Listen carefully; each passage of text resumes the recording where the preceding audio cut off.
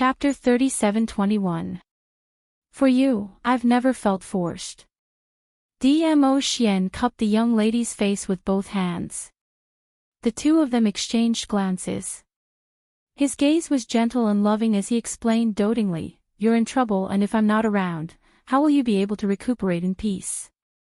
His fingers gently brushed past the stray hairs on her cheek and tucked it behind her ear as he continued, "Don't worry, I know what I'm doing." Yiqing Luo's pink lips pursed tightly. Her tears were still uncontrollable. Her eyes widened as she stared fiercely at Dmo Xian, her eyes filled with rebuke. Dmo Xian's lips curled as he lowered his head and kissed her lips, appeasing the young lady's bellyful of displeasure. His lips were very hot.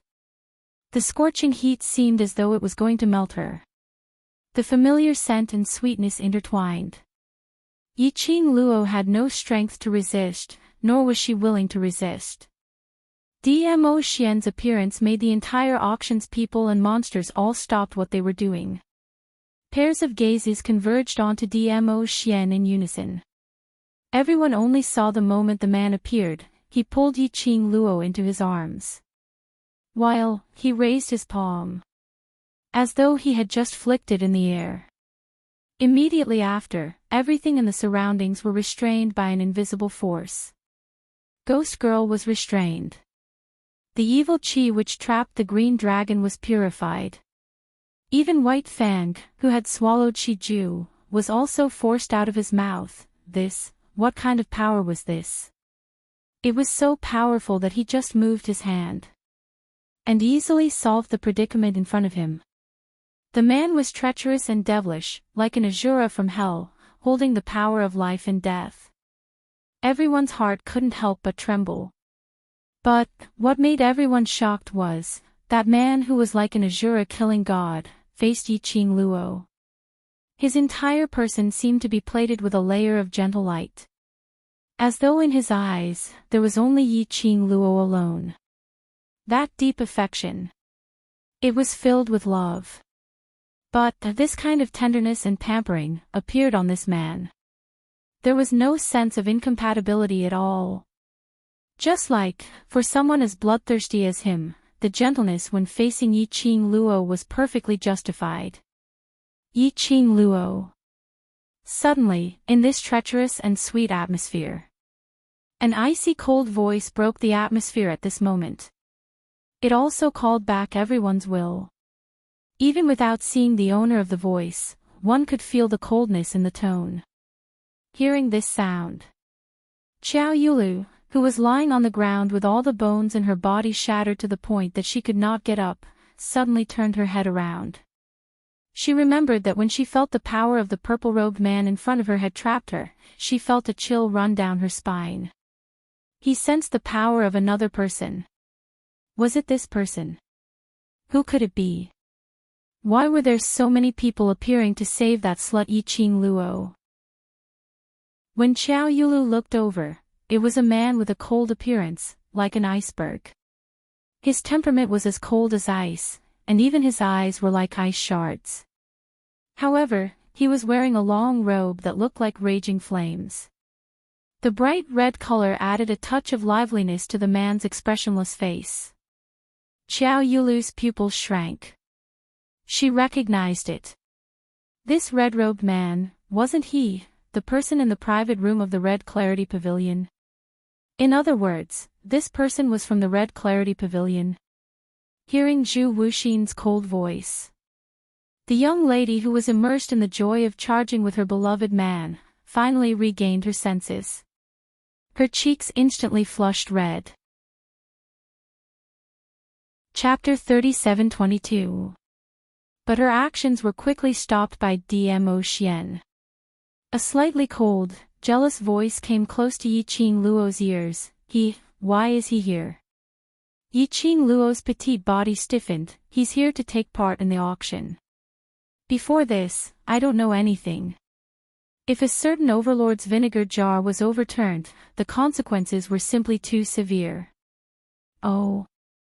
The man's ending tone rose, not knowing if he believed Yiqing Luo's words or not.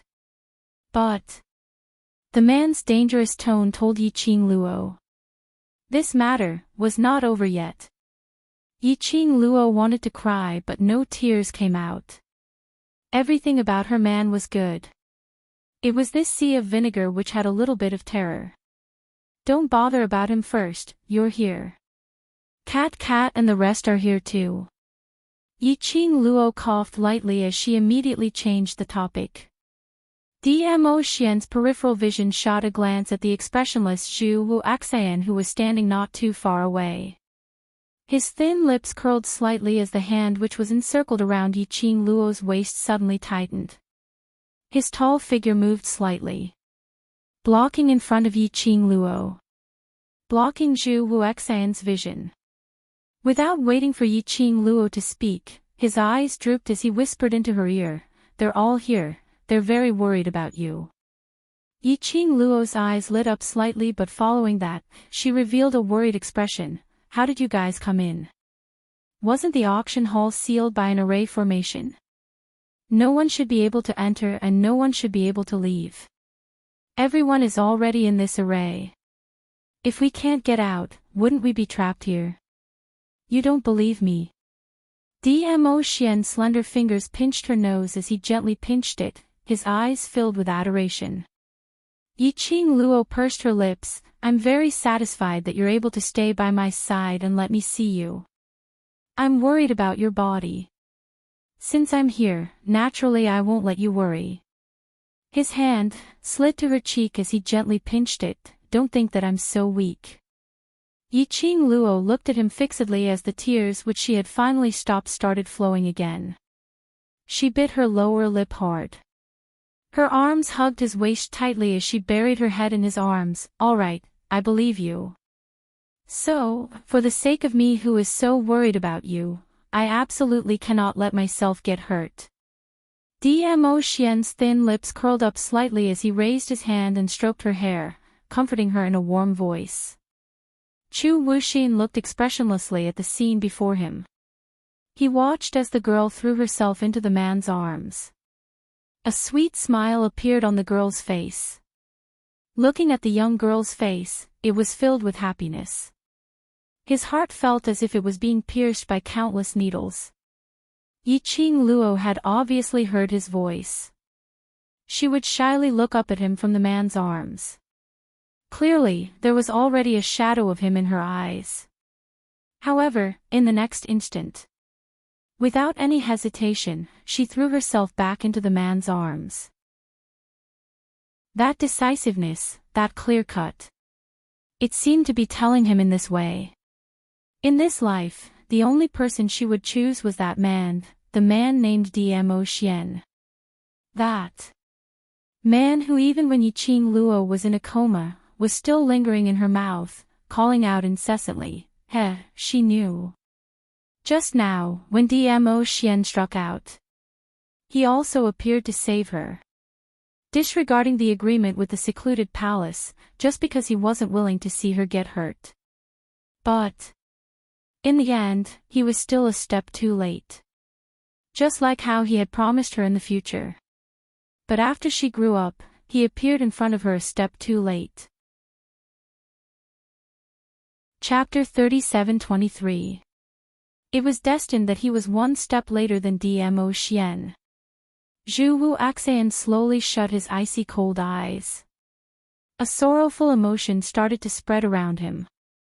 But, no matter how painful and unbearable his heart was, the expression on his face was so cold. It was as if nothing could affect his emotions and expression. Death God Castle's Castle Lord.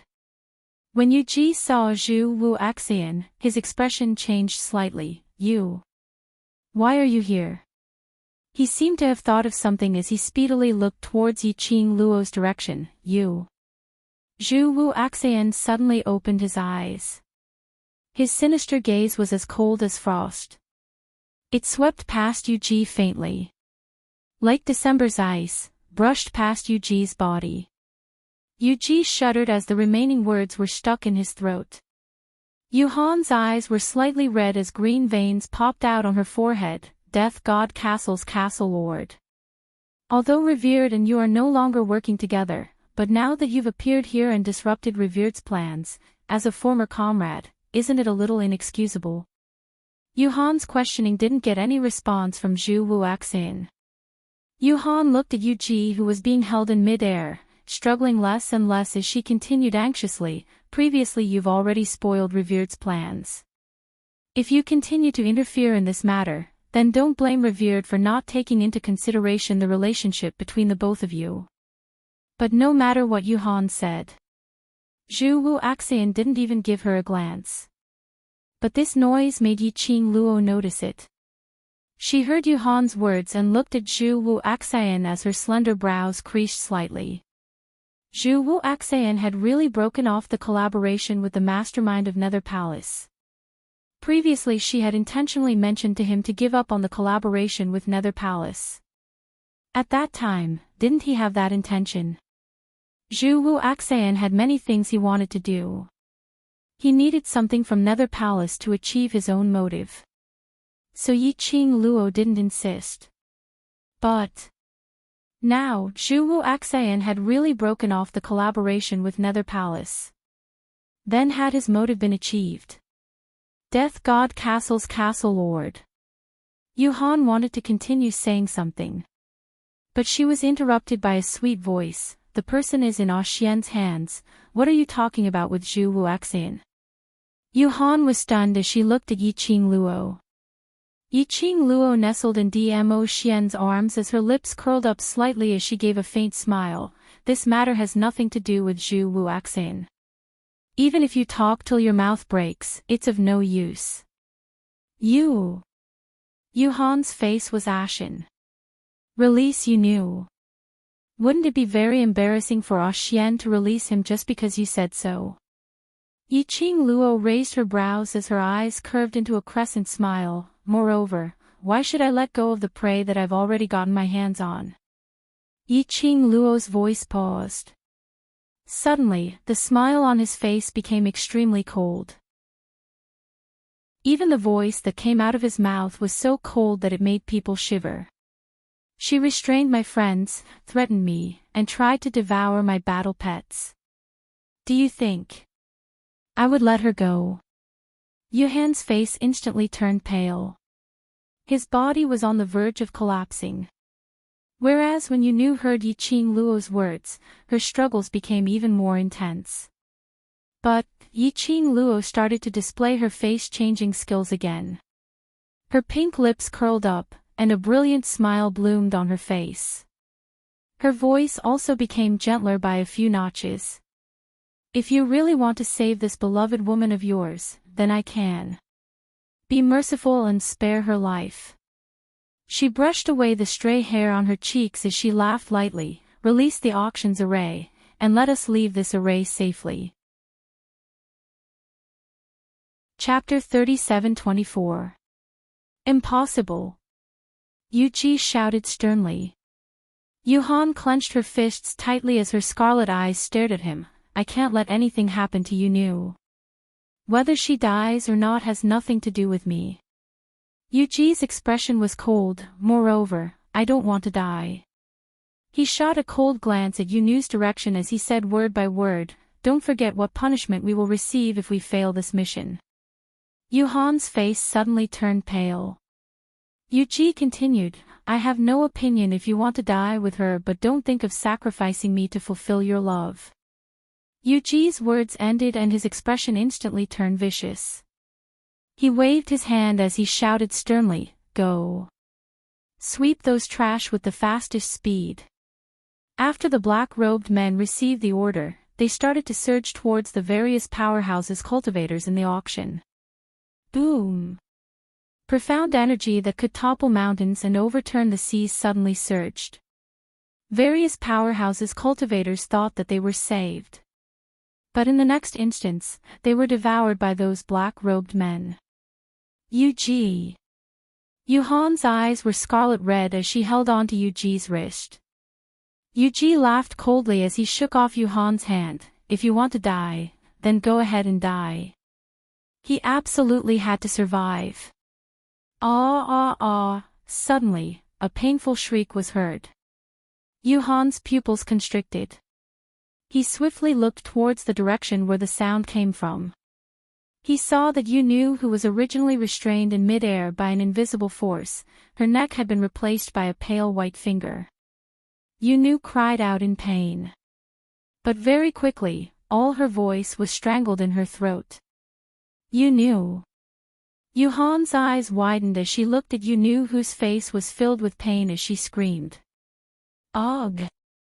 Yu stretched out her hand towards Yuhan as she pleaded for help. Yuhan wanted to rush forward. But her wrist was held by Yuji. Do you really want to die? Yu. Yuhan's eyes were red as she struggled to look at Yunu's painful look, as though she didn't notice Yuji's obstruction.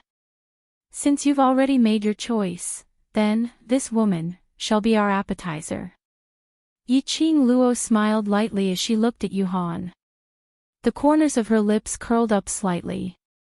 Her fingers that were clasped around Nethergirl's neck seemed to be casually resting on it.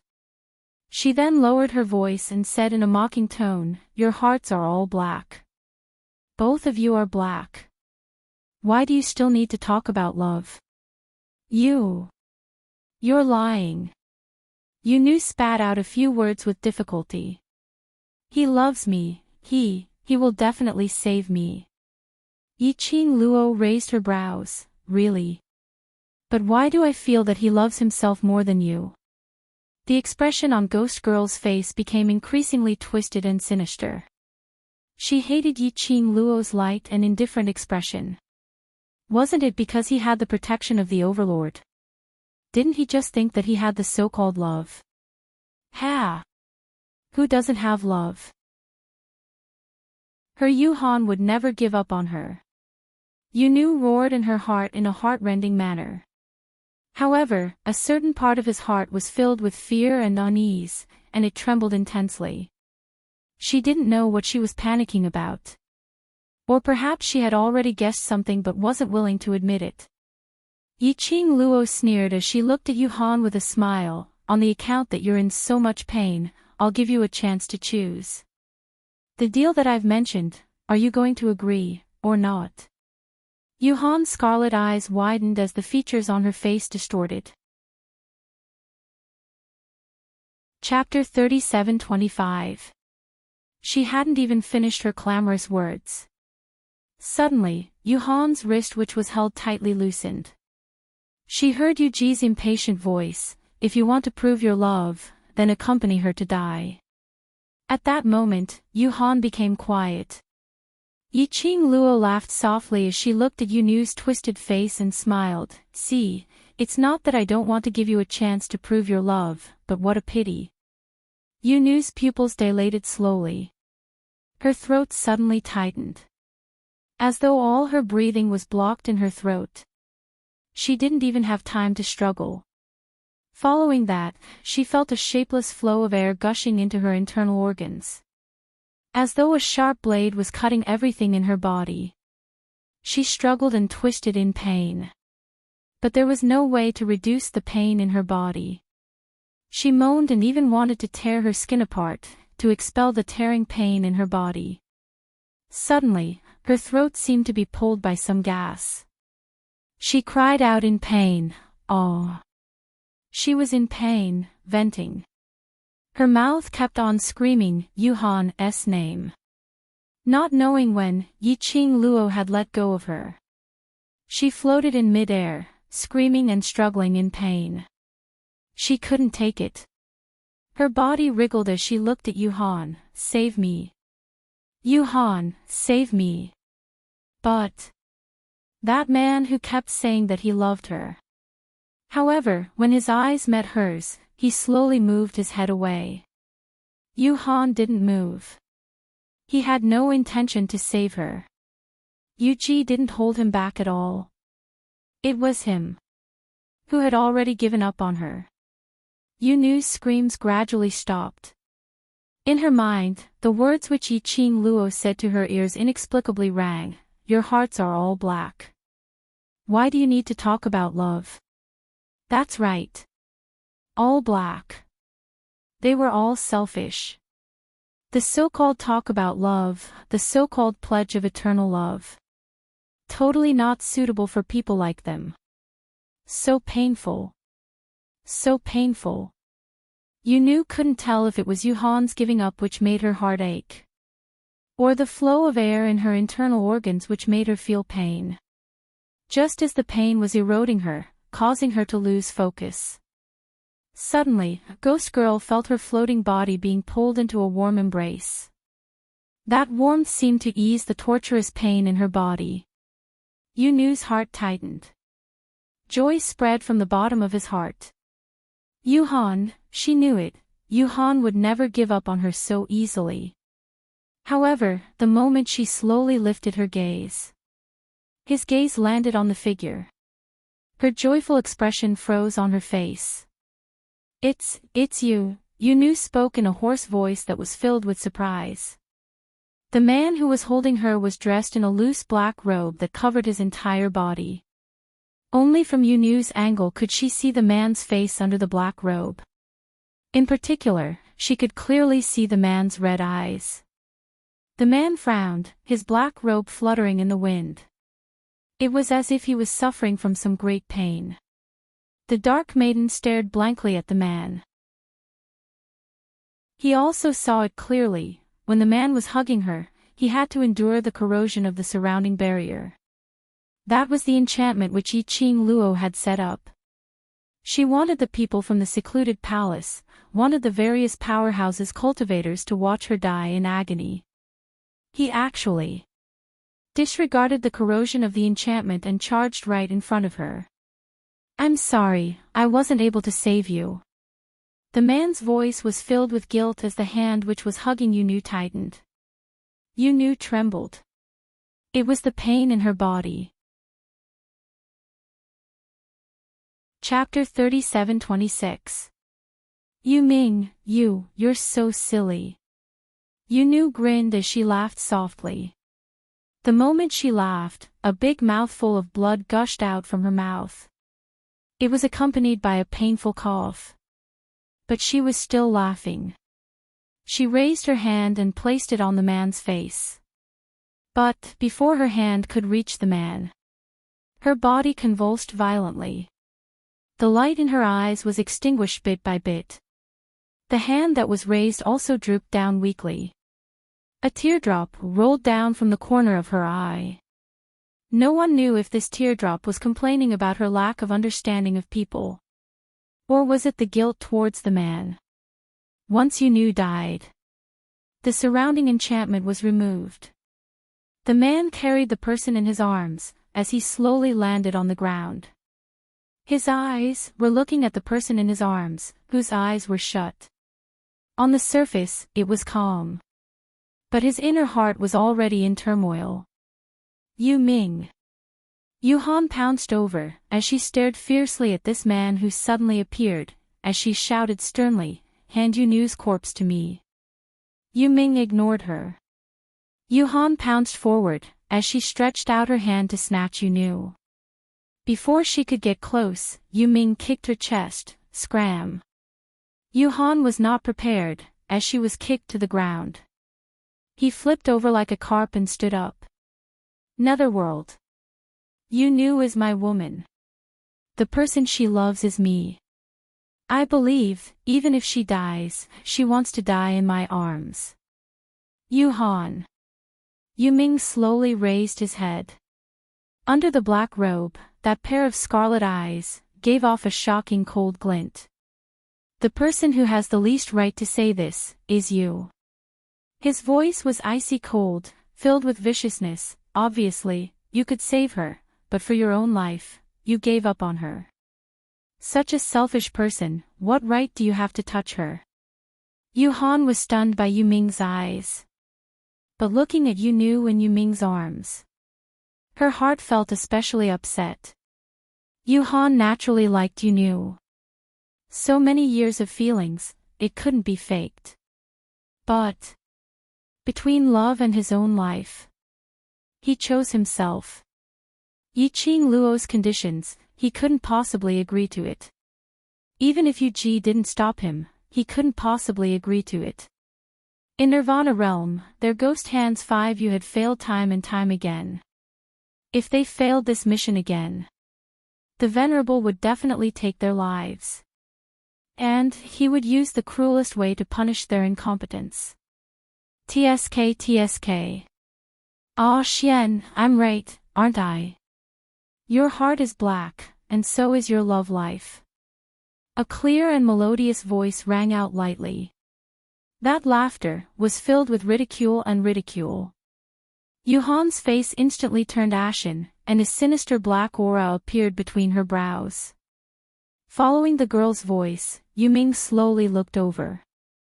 Yiqing Luo calmly waved at Yuming, long time no see. Yuming lowered his head and took a look at Yunu in his arms before raising his head and meeting Yiqing Luo's gaze. His scarlet eyes seemed to be burning with a sea of fire.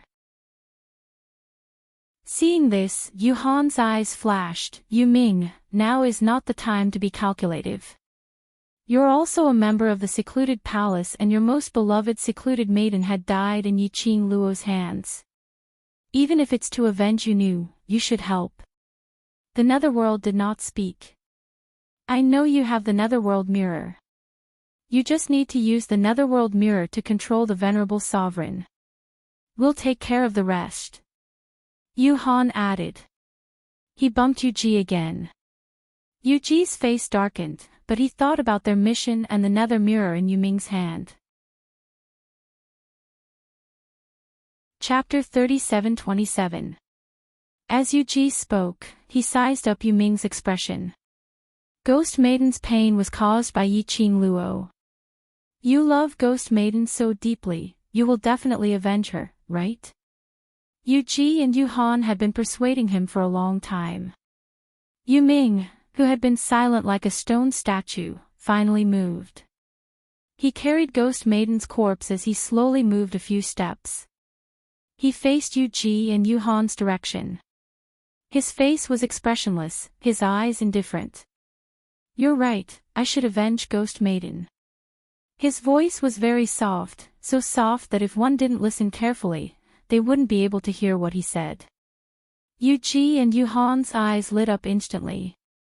Yuming carried Ghost Maiden as he slowly walked towards Yuhan's direction. He walked very slowly.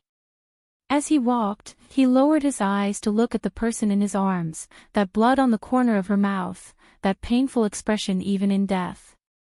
A trace of treachery flashed past his scarlet eyes. On the other side, everyone who saw this scene had a grave expression. Ah Luo. Who is that person? From their tone, they seem to have something that can restrain us. Qiao Yinyan frowned as he asked solemnly. His vision seemed to sweep past the man beside Yiqing Luo. It wasn't hard to sense that the man had enmity towards him. Especially when he shouted out the 2 words, Ah Luo. That man's icy cold gaze seemed as though it was going to freeze him into ice. That man was Ah Luo's fiancé. In other words, the legendary Honorable Dizun. Qiao Yinyan's feeling wasn't wrong. Dmo Xian not only had enmity towards him. He didn't even allow Yiqing Luo to talk to him. Just as Yiqing Luo was about to reply, Dmo Xian suddenly clasped Yiqing Luo's waist tightly as he spoke in a cold voice, trying to restrain me. I can exterminate them anytime. Finishing his words, he lowered his eyes and looked at Yiqing Luo tenderly. Since one is already dead, why don't we kill them all, Yiqing Luo? Only Di San Sui would be jealous in such a Chinibya way in this world. This was called showing off his power in front of his love rival. Was he going to use his domineering aura to overwhelm his love rival? Yiqing Luo gave Dmo Xian a stare, using her eyes to warn him not to be jealous before she opened her mouth.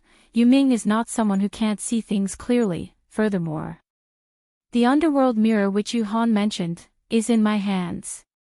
Back in the 21st century, she had taken the underworld mirror from Netherworld's hand and made it hers. Yuhan's plan was going to fail. Furthermore, although she had not spent much time with the Netherworld, but Yiqing Luo more or less understood Yuming's character. She did not think that Netherworld would attack her in order to avenge Netherworld's death.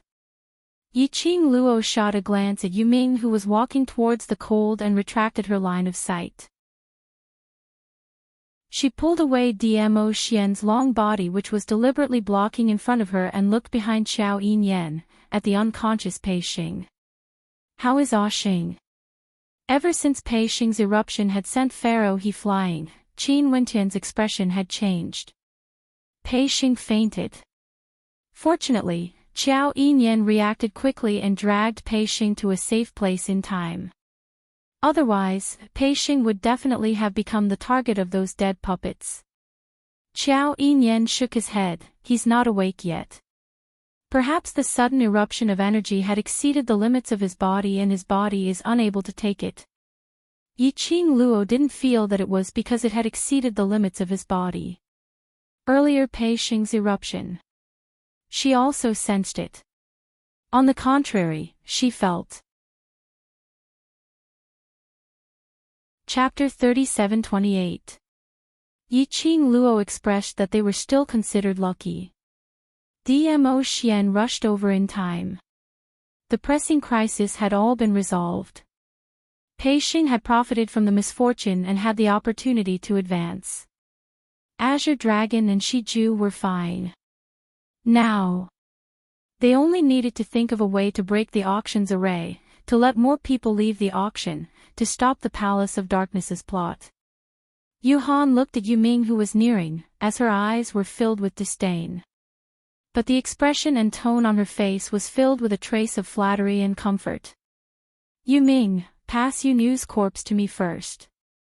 After this matter is over, I will bury her at her favorite place. Saying that, he stretched out both hands towards Yuming, wanting to receive Yunu. But his hands had just stretched out. Suddenly, he felt a piercing pain in his chest. The smile on his face froze. Yuming, you. Yuhan's voice was hoarse, as she groaned in pain. He slowly lowered his head. Only to see a hand, pressing against his left chest. That hand, half of it had already entered into his body. It was so easy to hold his heart. Blood gushed out, dyeing Yuming's black robe red.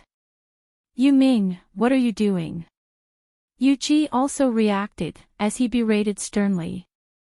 But looking at the expressionless Yuming, who was doing such a bloody scene, he didn't dare to step forward to stop him. His heart was being held tightly. This kind of pain was simply indescribable. Yuhan's painful face turned pale, as her eyes widened, filled with doubt and puzzlement. Yuming met Yuhan's questioning gaze indifferently, as he said word by word, "What you said is right, I should take revenge for Yunu. The person who forced Yunu to her death, is you." Saying that, he grinned again, as he laughed lowly. That insincere smile, and that treacherous laughter. It was like a combination of lunatics. Yuhan only felt goosebumps all over, as she was extremely terrified. Yunu loves you so much, she's dead, how can you live on alone? I can't let Yunu stay in this icy cold hell, alone. He was still laughing. But the words that came out of his mouth, made one's hair stand. No, I don't want. Bam! The last word, death, Yuhan didn't manage to say it out. The 5 fingers on his heart, suddenly tightened. His heart was crushed. Blood splattered. His stiff body was mercilessly thrown aside. Yuming slowly lowered his hand. Blood was flowing from his fingers. He looked down at the woman in his arms and chuckled softly, "I'm sorry, I can't bear to let you walk the Yellow Springs road alone. I know you don't want me to accompany you, so I'll send your most beloved to accompany you." Yuming, are you crazy? Yuji looked at Yuming in disbelief. The Netherworld hand was bleeding.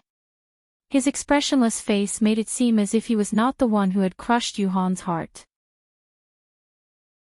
Yuji felt that in the next instant, it was very likely that he would come and pinch his heart.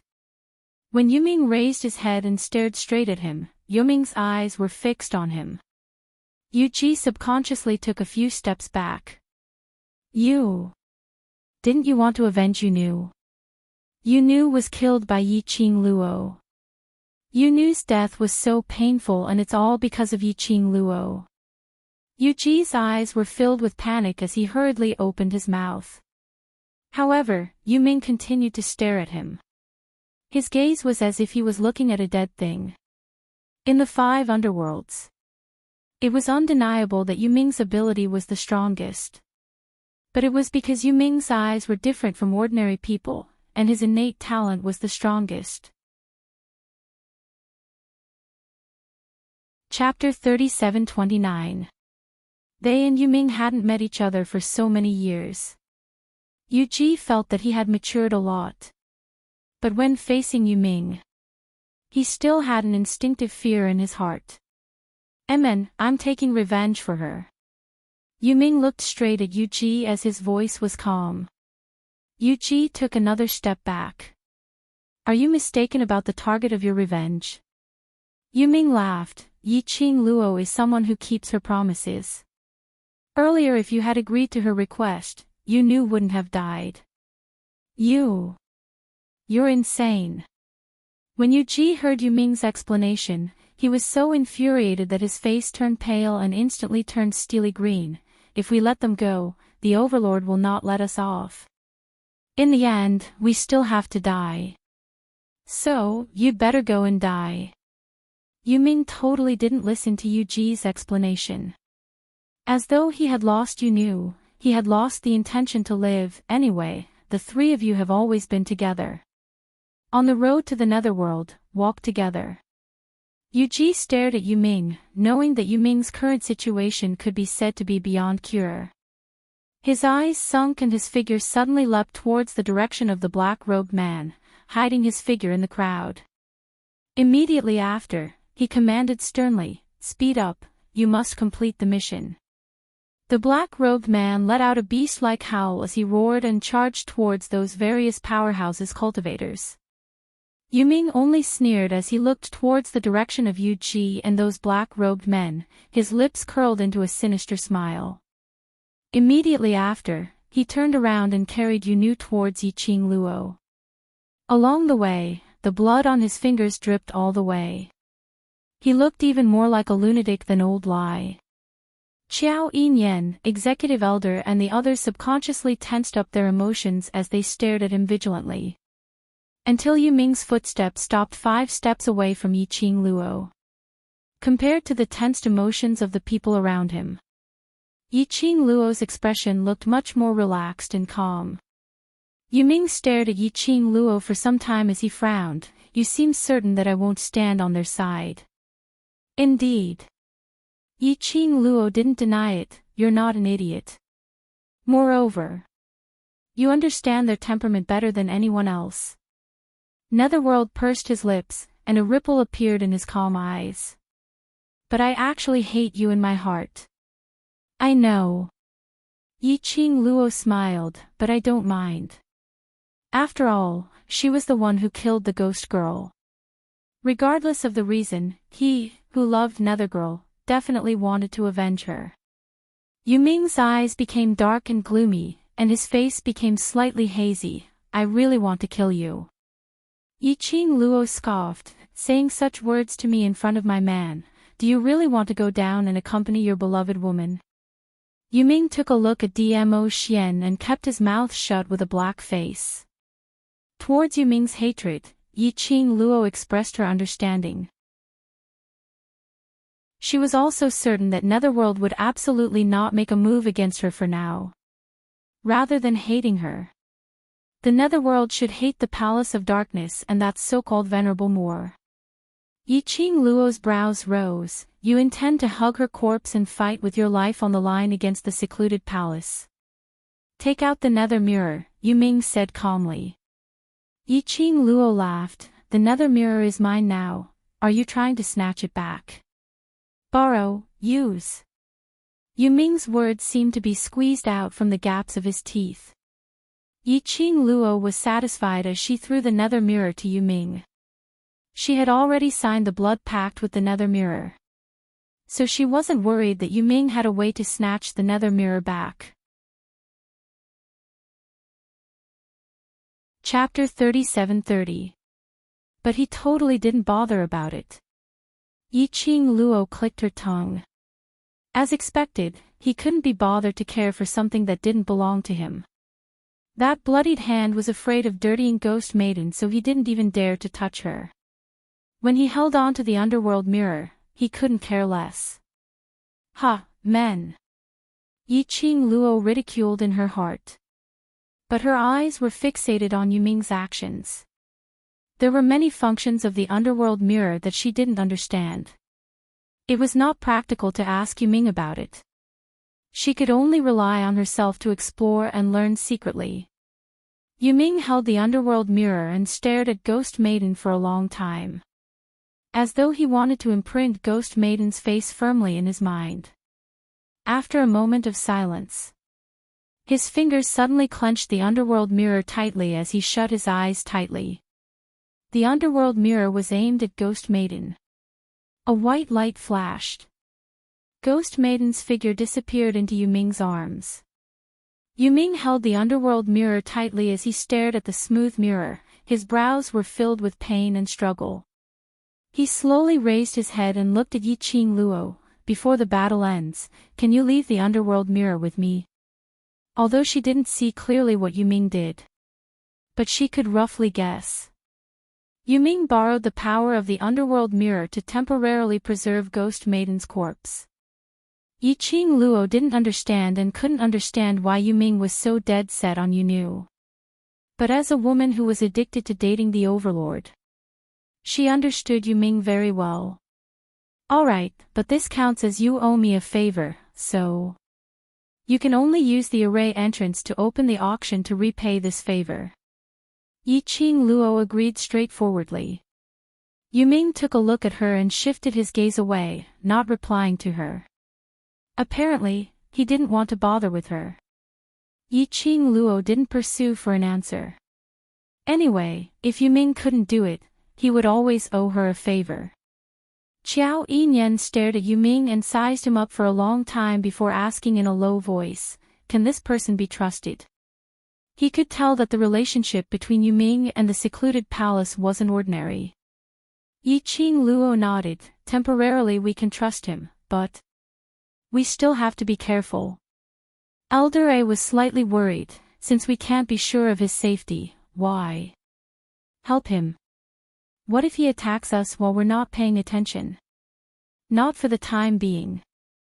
Yiqing Luo was originally too lazy to explain, but under the current situation, she needed to appease them. She thought for a while and explained the reason in a simple manner. He has a deep grudge against the Palace of Darkness and was once a member of the Palace of Darkness. He is very powerful. If he can help us temporarily, it will be a great help. Most importantly, he might have a way to break this formation. Executive Elder A's expression was very complicated, but he did not continue to ask. Let's hold off the monster's attacks for now. We're losing more and more people. Yiqing Luo changed the topic. In the auction, various powerhouses' elites will suffer losses, and this will have a huge impact on their powerhouses. After the matter ends, there is a possibility that they will blame the losses on the auction. Her gaze swept past the executive elder and the Linglong Palace's hall master, who had a dark expression on his face. The few of you may have to bear full responsibility. Everyone's faces turned pale in an instant. Yiqing Luo had already said so. They didn't dare to waste any more time. The more they lost, it was even more disadvantageous for them. The entire auction was filled with profound radiance as various kinds of techniques filled the sky. The people around them had already joined the battle. Yiqing Luo patted Dmo Xian's hand, which was placed on her waist. Claws. Chapter 37-31. Yiqing Luo expressed that she couldn't see the man's grievances. She walked past Dmo Xian and walked slowly to Pei Xing's side. The surrounding battle was too intense. If Qiao Yinyan kept paying attention to Pei Xing, it would affect his battle power. But if she ignored Pei Xing, the people from Gloomy Palace would definitely think of ways to deal with Pei Xing again. After all, they were very clear. They could use Pei Xing to threaten her. Yiqing Luo took Pei Xing's pulse and confirmed that he was fine. She thought for a moment and said to Yuming, "Use the underworld mirror to keep Pei Xing in." Yuming frowned. Ghost girl is inside. Separate. She wouldn't let Pei Xing lie together with a corpse, especially that corpse was a lady. If Gu Zixi found out about this, wouldn't she be filled with jealousy? Yuming's brows creased even tighter as he remained silent for a moment before he unwillingly walked over with the underworld mirror. The few people beside him stared at Yuming with vigilance. Yuming didn't mind as he walked to Yiqing Luo's side. "Move aside." Yiqing Luo obeyed as she stood up and moved aside. Yuming pointed the underworld mirror towards Pei Xing. A flash of white light suddenly flickered. But the truth didn't look like what Yiqing Luo had seen when Ghost Girl's body disappeared. Pei Xing, who was lying on the ground, didn't disappear. Instead, he moved. First his fingers shook. Immediately following that, his body started to move slowly. Yuming took a step back with the underworld mirror and his expression congealed as he looked at Pei Xing in astonishment. "Who is this friend of yours? He can actually counter the power of the underworld mirror." Counter the power of the underworld mirror. Yiqing Luo was shocked. His consciousness refused to enter the underworld mirror. Yuming kept the underworld mirror. "This is my first time encountering such a situation. Your friend is very powerful." "You mean Brother Pei's ability is very powerful?" Qiao Yinyan seemed to doubt his own ears when he heard that. Yuming took a look at Qiao Yinyan and replied calmly, "Yes, generally speaking, there aren't many who can resist the power of the underworld mirror, even she."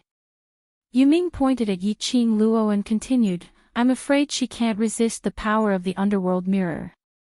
Qiao Yinyan's expression was complicated. Xing is indeed extraordinary. Yiqing Luo pursed her lips. Earlier when he was restrained by Pharaoh, the power which he exploded out was extremely strong. Yiqing Luo half squatted down and was about to stretch out her hand to take Pei Xing's pulse. But just as he stretched out his hand, a large palm suddenly grabbed her wrist.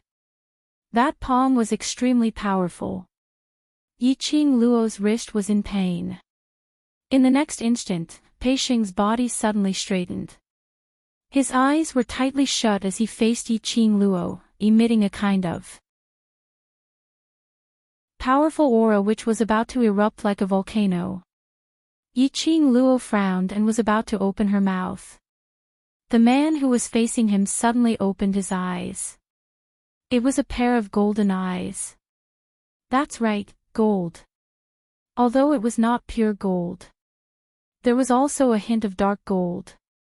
But when Pei Xing's eyes met with Yiqing Luo's heart was still shaken. Those eyes, why did she look so familiar? Why do I feel like I've seen him somewhere before? Brother Pei. Qiao Yinyan's voice interrupted Yiqing Luo's thoughts. Qiao Yinyan was already squatting in between him and Pei Xing as he stretched out his hand and placed it on Pei Xing's hand. "You're hurting all Luo." Pei Xing's hand was still holding on to Yiqing Luo's wrist tightly. The force had no intention of lessening. Yiqing Luo was just about to say that it was all right. Suddenly, he felt something tighten around his waist. Her feet left the ground as she fell into a warm embrace. Chapter 37-32. Xian. Yiqing Luo's arms immediately encircled the man's neck. The man clasped her waist tightly and looked at Pei Xing and Qiao Yinyan in an unfriendly manner. "It's all right, Xing just woke up and his mind isn't clear." Yiqing Luo comforted him with a smile as her little hand caressed the man's face and used her fingers to wipe away his smile. Xian's expression was still gloomy. Yi Qing Luo felt that this time round, Di San Sui's vinegar jar was getting more and more sour. Not only sour, it was developing towards 2 years old. Yi Qing Luo changed the topic. Xian, have you realized that Xing's eyes seem rather familiar, as if I have seen it somewhere before? You seem to be especially concerned about that kid called Pei Xing. Dmo Xian lowered his eyelids as his peach blossom eyes locked onto Yi Qing Luo. His slightly lowered voice was obviously oppressive. Yi Qing Luo. Alright, this change of topic made Di San Sui even more jealous. At this moment, a frivolous voice came from behind. Overlord, you will easily lose Qing Luo in this way. Following that, Yi Qing Luo saw Zhou Mo hugging Kitty Li as he walked towards them. Behind them was an expressionless ghost martial artist. When the three of them walked over and even staged a mime, when Kitty Li saw Yi Qing Luo, her pair of animated eyes lit up. She wanted to rush over, but she was hugged tightly by Zhou Mo. Kitty Li turned her head and stared at Zhou Mo with her claws and fangs bared. However, Zhou Mo patted her head and whispered something into her ear. This caused Kitty Li's cheeks to turn red. After that, she nestled in Zhou Mo's arms and stopped struggling. This scene unknowingly stuffed a mouthful of dog food into Yi Qing Luo's mouth. Yi Qing Luo expressed her heartache. Her Kitty Li had really been taken over by a fox. How long had it been? Kitty Li was subdued by the fox. After the mime ended, the three of them approached Yi Qing Luo and the rest. Zhou Mo Xian raised his brows at Dmo Xian as he squinted his bewitching phoenix eyes and sloppily continued the topic earlier. Men, your possessiveness cannot be too strong. Qing Luo has her own rights to make friends and is Qing Luo's man. How can you put on that attitude towards her friends? You still have to learn from this young master what is called a man's way of life. Dmo Xian abruptly shifted his gaze as he stared at Zhou Mo with an icy cold gaze. His eyes were surging with billowing waves. A chill ran down Zhou Mo's spine, and he tucked his tail between his legs. But his mouth was still unwilling to admit defeat as he raised his eyes towards Yi Qing Luo. Qing Luo, do you think what I said is right or not? Yi Qing Luo. Why did he bring the topic back to her again? This was a suicidal question. Yi Qing Luo was just about to open her mouth. But she met Dmo Xian's serious and solemn gaze. From Dmo Xian's eyes, she could tell. Dmo Xian was also asking her, was Zhou Mo right? Yi Qing Luo, taking a deep breath, she pursed her pink lips and looked at Zhou Mo with a smile. Enunciating each word, she asked, I just like it when my man gets jealous and cares about my looks. I spoil and spoil him. So what? Jealous? Following that, her gaze shifted downwards as she looked at Kitty Li and her smile became even sweeter. Kitty Li, since young Master Mo wants to learn a man's way of life, then you should follow what he said and tell him what is called a man's real way of life. Zhou Mo's face turned pale in an instant. Before he could even hug Kitty Li tightly. Chapter 37-33. Kitty Li looked at him righteously and said, You said it yourself. You can't be too possessive. A kitty has the right to make friends. Kitty wanted to be with her beloved big sister. If you really love cats, then you should satisfy them. Zhou Mo. Damn it. Lifting a rock only to smash one's own foot. So it hurts so much. Yi Qing Luo's brows rose as she looked at him with a smile which didn't look like a smile. Ha, isn't it fun to be mischievous? Are you still naughty? Kitty Li leaned in front of Yi Qing Luo as her big eyes blinked, looking at Dmo Xian who was like a stone statue, standing motionless by the side. After that, it looked at Yi Qing Luo adorably. Sister, Cat misses you so much. As he spoke, he opened his arms, looking like he was asking for a hug. Success made Dmo Xian's face darken. Yiqing Luo didn't miss the crafty smile in Kitty Lee's eyes. Good job. How long had her cute and innocent little kitten spent with Zhou Mo, that sly fox? Did she become a little naughty cat? She even dared to tease her brother-in-law, the overlord. However, even if Yiqing Luo's heart was cursingly Mao's transformation. But looking at Kitty Lee's cute little face, Yiqing Luo pushed her man away without any hesitation and turned around to embrace Kitty Lee's petite body into her arms. Well, it's been a long time. Just to satisfy his willful little sister's bad taste. While satisfying Kitty Lee, Yiqing Luo also paid attention to her man's emotions. After hugging Kitty Lee for a while, she let go of Kitty Lee and whispered, "Be good." Then, she coughed lightly, "Let's think of a way to break this formation first, then we'll find a place to reminisce. The eviline energy in the surroundings is getting denser and denser. If this goes on, the profound practitioners of the various powers might be affected by the eviline energy." Kitty Lee acted coquettishly, unwilling to leave Yiqing Luo. However, she was still dragged back into Zhou Mo's arms. Yiqing Luo smiled like a flower as she hugged Dmo Xian's waist again, her chin resting on his chest as she beamed. "Ah, Xian is so incredible, there must be a way, right?" It was just a smile. One took the initiative to throw herself into his arms. The gloomy expression on the man's face brightened up. "Ah, Luo." Qiao Yinyan waited for Yiqing Luo to finish her conversation with her old friend before calling out. Yiqing Luo looked over. Qiao Yinyan raised his chin in Pei Xing's direction. "Brother Pei seems a little off. I don't know what's going on. I tried talking to him, but he didn't respond." As soon as Pei Xing woke up, his reaction of grabbing her arm was indeed very strange. Yiqing Luo pulled Dmo Xian along as they neared Pei Xing. Pei Xing sat on the ground. His body was stiff and he sat up straight. His arm was still bent in the same position as when he was grabbing her wrist. Even those golden eyes remained the same as before. What was going on? Yiqing Luo's slender brows creased slightly as she pulled Dmo Xian to a half-squat position. She tentatively reached out to Pei Xing. He waved it in front of Pei Xing and called out softly, "Ah Xing." The eyelashes of the man who was stunned on the spot trembled. Suddenly, he shifted his line of sight towards Yiqing Luo. "Yiqing Luo. Didn't we agree? Why didn't he respond?" Qiao Yinyan. He was also very shocked. Could it be that Brother Pei despised him, so he didn't give him any response? Dmo Xian. Give you a look, feel it yourself. Pei Xing stared at Yiqing Luo in a daze. Under the dim golden pupils, Yiqing Luo's face was reflected.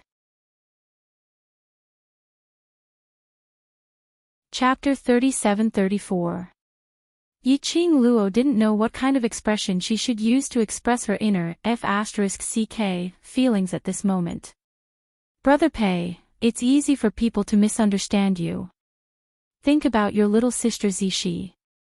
Yiqing Luo could clearly feel the low pressure coming from the man beside her. Yiqing Luo felt her throat itching again. She coughed a few times and looked at Pei Xing calmly. "How are you?" "I don't know." Pei Xing raised his arms, his eyes filled with confusion. "I feel that my body is different from before. It's as if I have inexhaustible strength." He blinked his golden eyes and said, "There seems to be a voice in my head, urging me to fight to my heart's content." Yiqing Luo stared at Pei Xing's face for a long time. Then he said, "Oh." He glanced at the battlefield not far away and said, "Go, fight." Pei Xing clenched his fists and felt the power in his body. However, his eyes were still filled with confusion and uncertainty. "Can I really do it?" "You have to believe in your own strength." Yiqing Luo withstood the enormous pressure as she patted Pei Xing's shoulder. "Don't tell me you don't want to leave this place, don't want to return to the treasures exchange hall, don't want to stay by Zishi's side and watch her wake up. No one knew if he had mentioned Zhu Bao or Zishi's name. The perplexed man's eyes flickered a few times and became more resolute. Yiqing Luo retracted her hand and continued, haven't I said this before? Zishi will either wake up today or tomorrow. If she knew that you were trapped in the auction's array, what would she do? If she forced her way into the auction in order to find you, you should know very well how dangerous it is inside. Pei Xing suddenly raised his head, his clenched fists seemed to be surrounded by a thin layer of profound light. Although it was not obvious. However, his aura was extremely strong. He looked at the battlefield. Blood dyed the ground. It was a brutal and ruthless scene. His eyes gradually became sharp. Yiqing Luo pulled Dmo Xian as she slowly stood up and gave him an encouraging smile, go on. An afterimage flashed before his eyes. The man's figure had already rushed into the battlefield. His speed was as fast as lightning. Pei Xing joined the battle. At first, he wasn't used to it. However, after swinging his fists and punching the black-robed men one by one, the black-robed men exploded. Gradually, he found the feeling. Moreover, he noticed that his attacks were different from the other profounders. The attacks of the other profound practitioners did not affect the black-robed man in the slightest.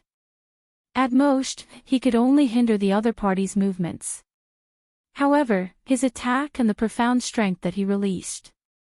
He could completely suppress the black-robed man. Although it was not to the extent of destroying the other party.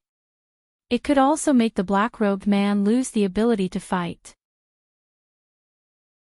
Yiqing Luo saw Pei Xing getting braver and braver as she retracted her vision. She felt like an old mother watching her son go to the battlefield. She sighed and stuffed herself into Dmo Xian's arms and said, did you hear that? He has other ladies in his heart and he treats me as his benefactor. Did I say anything? Dmo Xian raised his brows and asked. Yiqing Luo. Indeed, he didn't say anything, but could you control your expression before asking back? Dmo Xian suddenly suppressed his voice as he gave a smile which didn't look like a smile but was filled with danger. You're in such a hurry to explain to me, looks like. You and him really. Yiqing Luo directly raised her fist and pounded on her chest as she turned around and left. Go be jealous if you like, I'm not going to serve you anymore. Chapter 37-35. Humph. Don't think that she didn't know what he was thinking. Wasn't he intentionally finding trouble? Waiting for her to coax him. His ultimate motive was to let her use the way he wanted to satisfy him, to compensate him. Men. She had long seen through his little tricks. Coax him. Now come and coax her obediently. After Yiqing Luo charged into the battlefield, Azure Dragon and Shi Ju followed closely behind. After Azure Dragon charged into the battlefield, he let out an angry roar. Following that, he turned into a huge dragon body as his dragon's breath spewed out and his tail swayed. A bunch of black-robed men were smashed into pieces. The entire auction sky and the surrounding air was filled with a terrifying hurricane. In fact, the spirit formation barrier that enveloped the auction hall was trembling non-stop from the Azure Dragon's berserk power. Large tracts of air waves were like ripples on the surface of a lake, as it rippled in circles. The auction fell into a state of violent shaking. Even the ground began to crack like a spider's web, with countless fine cracks densely packed together. It showed that Azure Dragon was really infuriated. Shi Ju was Azure Dragon's reverse scale. Sir Yuji, what should we do? Pharaoh he dodged left and right to avoid the flying broken stones as he looked at Yuji who had a gloomy expression as he asked anxiously. Yuji stared at Azure Dragon viciously, without replying. But his expression and the tensed muscles on his body could be seen. His current emotions were already on the verge of exploding. They had obviously done all the preparations. They could totally wipe out this bunch of trash from the Earth domain. Yet, such an accident happened. Obviously, the Overlord couldn't possibly appear here. They specially separated the Overlord and Yiqing Luo, so that they could deal with Yiqing Luo alone. Obviously, Death God Castle's Castle Lord couldn't possibly appear here. But unfortunately, Zhu Wu Axayan appeared just like that, and he even stood on Yiqing Luo's side, in an absolutely protective manner. Full of confidence, he brought his corpse puppets to the auction to carry out a massacre. He had not expected that before it even started. Out of their 3 nether, 2 of them were dead. Now in the Ghost Hand's 5 nether, there were only him and Yuming left. But Yuming was obviously planning to betray the Palace of Darkness. It could be said that this mission, they had suffered a huge loss. If this went on, this mission might really fail. His eyes suddenly darkened. No. He absolutely could not fail. Those fools were not afraid of death. But he didn't want to die. Yuji narrowed his eyes as if he had made a decision. Then, he looked at Pharaoh Crane. Do you want to live? Pharaoh Crane nodded vigorously. Didn't they join the Palace of Gloomy Darkness to survive? Do you still remember the conditions of the deal between the Dark Organization and the Nether Palace? Yuji asked. Pharaoh's expression froze, and the muscles on his face twitched. Finally, he said, I remember. The Palace of Darkness will help us take revenge and reform the Dark Forces. They will also help us awaken the King of Darkness at his peak. He paused and said the next sentence with difficulty and reluctance. If the Palace of Darkness can do it, we, the Dark Forces, will all surrender to the leader of the Palace of Darkness and become a part of the Palace of Darkness. As long as you remember. Yuji pursed his lips. After this mission is completed, bring me to the King of Darkness's resting place. Pharaoh Crane's expression stiffened. So fast. Are you prepared to awaken the King of Darkness? Chapter 37-36. Pharaoh, he quickly lowered his head. No, I wouldn't dare. Yuji gave a cold harumph. Yiqing Luo has too many helpers by her side. Palace of Secluded Darkness also needs to develop their helpers. Awakening the King of Darkness will give us an additional helping hand. After saying that, he made the final decision. It's decided. After we leave the auction, we will head to the King of Darkness's resting place. Pharaoh Crane was very nervous. However, when he saw Yuji's impatient expression, he nodded in the end. Yes. The Pharaoh of the Dark Forces who was once high and mighty. With a wave of his arm, tens of thousands of people responded. But now, he had to rely on others to survive. This was a great humiliation to Pharaoh he and the Dark Forces. It was not that Yuji did not notice the unwillingness in Pharaoh he's eyes. He just couldn't be bothered. Ever since the Dark Forces joined the Abyss Palace, the Dark Forces were just a tool to be used. Want to make a comeback? That was impossible. Yuji's eyes flashed past a glint of disdain, but the words he said were still in a normal conversational tone. Keep a close eye on the Overlord and Death God Castle Lord. Today's mission absolutely cannot fail. I'll go deal with Yiqing Luo and that dragon. You.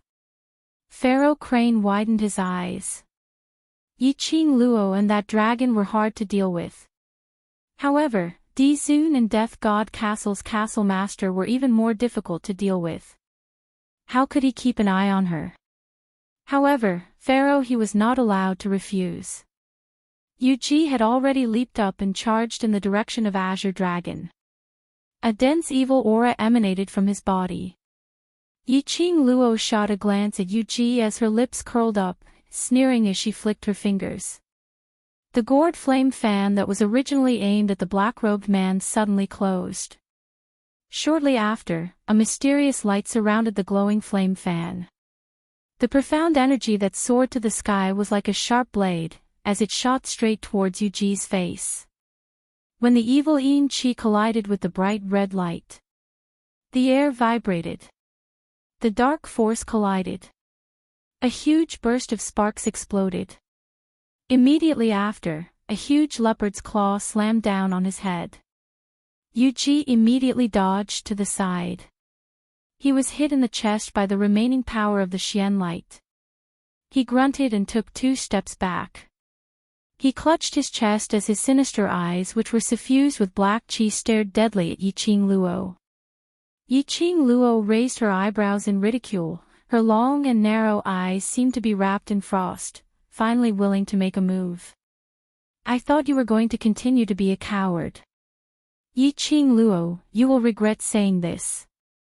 Yuji's eyes turned cold as the black gas enveloped him completely. He suddenly let out a roar. The hand that was covering his chest suddenly exerted force and directly plunged into his own body. Blood gushed out and dyed his hand red. However, it was as if he couldn't feel the pain. The expression on his face contorted and became crazed. The corners of his mouth curled up into a horrifying sneer. What is he trying to do? Suicide. Yiqing Luo was stunned by Yuji's actions. Old man Song said seriously, "Little Luo, don't let your guard down. I think he's planning to use his own flesh and blood to cast some forbidden technique." Yiqing Luo. Another forbidden technique. Other than using sinister methods, couldn't the Dark Palace fight them head-on? Yiqing Luo pursed her lips as she looked straight at Yuji. Forbidden technique, right? A forbidden technique which has been interrupted, can it still be a forbidden technique? Her 5 fingers moved and the gourd flame fan turned into streaks of neighborhood light as it entangled towards Yuji from all directions, attempting to interrupt Yuji's thoughts. But just as her attack was about to get close to Yuji. Chapter 37:37. Bam! The profound light collided with the protective shield, causing the air to vibrate and shake violently. Yiqing Luo frowned and was about to attack further. Suddenly, a huge monster suddenly appeared in front of her. A huge roar with a fishy smell hit her in the face. Yiqing Luo even felt that the surrounding air had sunk into a burst of violent turbulence. She frowned, raised her hand and used the glower flame fan to block the incoming hurricane. What was going on? In front of her was a huge wave of profound qi. She couldn't see clearly what was happening in front of her. She could only hear the sound of cold air being sucked in, mixed with a few exclamations. Following that, there were terrified screams. As the fluctuation in front increased, the wave in front of her also dispersed in all directions. Yiqing Luo could vaguely see a huge beast crawling on the ground. That beast was half a head taller than the auction building. Its huge body slightly swayed and brought along a hurricane, which could send people flying at any time. The beast raised its head and roared. The sound was deep and deafening. Even the ground began to shake with that howl. That disgusting stench was emitted from the beast in front of her. What kind of monster was this? Was it the same as the fake white dragon's white fang, a corpse puppet? No. In his mind, Old Man Song very quickly gave a negative answer. That is the forbidden technique that this old man spoke of. Using one's own flesh and blood and strength to create dark beasts to fight alongside one's own. Dark attribute beast. Yiqing Luo had never heard of this kind of beast and could only guess based on the surface. Could it be, this huge monster is a battle tool created by Yuji using his own flesh and blood? You can say that. Old Man Song said, this is completely different from a corpse puppet, because it belongs to the illusory category. That beast can cause huge damage to you, but your attack is like hitting the fog, it doesn't hurt or itch. Yiqing Luo's pupils contracted, so exaggerated. It seems that the other party is determined to succeed in this operation. Old Man Tsang said solemnly, "You have to be careful." During the conversation with Old Man Tsang, that huge beast had completely taken shape. As the beast raised its claws, it landed heavily on the ground. The surrounding hurricanes and flying sand were all swept away in all directions. In Yiqing Luo's line of sight, there appeared a gigantic. She couldn't tell what kind of wild beast it was. It looked like a tiger, a lion, and a leopard. Everything was alike, yet nothing was alike at all. All in all, it could be summed up with one word: ugly. It was extremely ugly. She had seen countless species of magical beasts. It was his first time seeing such an ugly beast. However, no matter how ugly it was, it could not conceal the powerful aura emitted from the beast. It was awe-inspiring, as if it was above the 9 heavens. That arrogance, the momentum of looking down on the world. It was definitely not inferior to the 4 great saint beasts. Roar! That wild beast faced Yiqing Luo and opened its mouth to let out a deafening roar. The air surged and the ground shook. Yiqing Luo expressed, she did not feel the domineering aura of a wild beast's provocation. She only felt the thick breath of a wild beast. That roar came down. His mouth was filled with the stench of blood and stench. It was disgusting. Yiqing Luo felt that her stomach was extremely uncomfortable. Chapter 37-38. Suddenly, a ray of green light flashed past her eyes. A sturdy shield appeared in front of her. Following that, the stench also dissipated. It was the green dragon. The green dragon coiled its body and blocked in front of her, blocking the beast's turbid air. It enveloped her completely under its protective shield. Roar! The beast roared ferociously as the powerful aura exploded from its body and gradually rose. Rumble! The surrounding buildings also collapsed under the roars of the wild beasts. Roar, roar, roar! The beast seemed to be afraid of the green dragon. After it realized that it was unable to attack Yiqing Luo, it turned around and waved its claw towards the other side of the battlefield. A nearly 3 meters tall gigantic beast could cause the earth to quake and mountains to shake with just one claw. The ground cracked and collapsed. The violent force was like a tornado, sweeping up the crushed stones and soil on the ground, scattering in all directions. That overbearing power. It wiped out a group of cultivators in a matter of minutes. The crushed stones that splashed out entered the cultivators' bodies and took away their lives directly. Its power was so strong that it made one fearful. For a moment, the auction was filled with wails. When the cultivators from various powerhouses saw this beast, they thought of that white dragon monster which had been slashed. Apparently, this beast in front of them was much more powerful than that white dragon monster. They didn't even have a chance to retaliate. Were they really going to doom today? Everyone's mood instantly fell to the bottom of the valley. The atmosphere of despair filled the air. Roar! The beast was very satisfied with everyone's fear towards it, accompanied by Yuji's cold laughter. The beast suddenly leaped up and flew into the sky. That huge body was extremely agile. With this leap, he jumped several zhang high into the air. The hurricane that was stirred up by his body carried the momentum of a tempestuous wave, and it forced the surrounding profound practitioners to fly backwards. Screams came from everyone's mouths. After the beast leaped up, it quickly rushed down in their direction. Heavens! Is this beast trying to crush us to death? Quick! Spread out! Help! Help! The crowd watched as the beast's huge body fell like a huge meteorite. A majestic and thick dark force followed. The entire sky was filled with violent profound energy, like a tide. It was unstoppable. A single monster was enough to annihilate all the elites from the major forces. What kind of terrifying organization was this? Those profound practitioners who were sent flying didn't even have the chance to dodge. They could only look on helplessly as the huge beast charged towards them. Boom. Caw-caw. Caw-chaw. The huge explosion was deafening. A berserk power swept out. Even in the air, there seemed to be cracks appearing. The space trembled, and a surging wave of energy slammed into everything in the surroundings. Everyone's hearts were in their throats. Fear and despair before death took over his entire heart.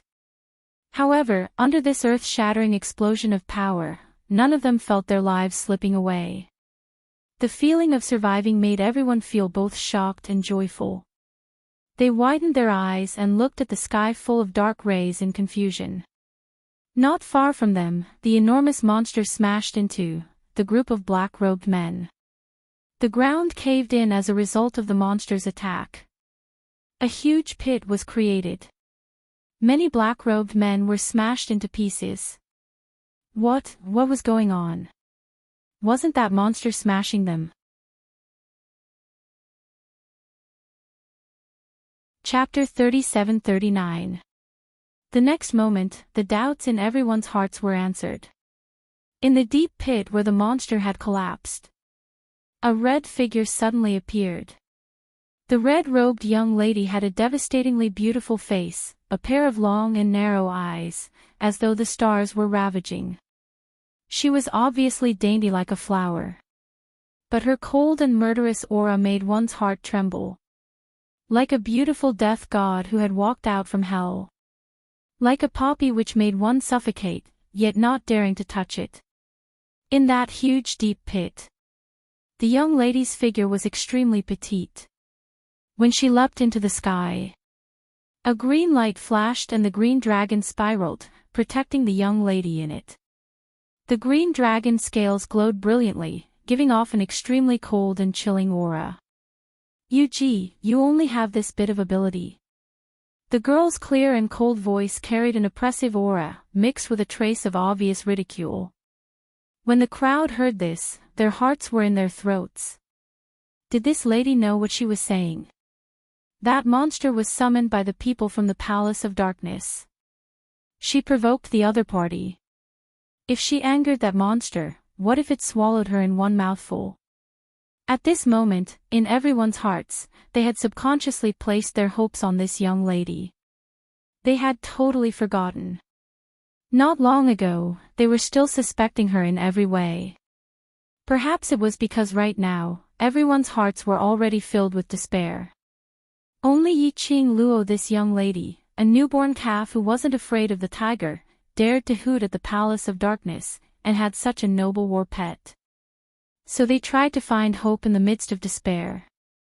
They subconsciously felt that if they wanted to leave the auction alive, they could only rely on this young lady called Yi-Ching Luo.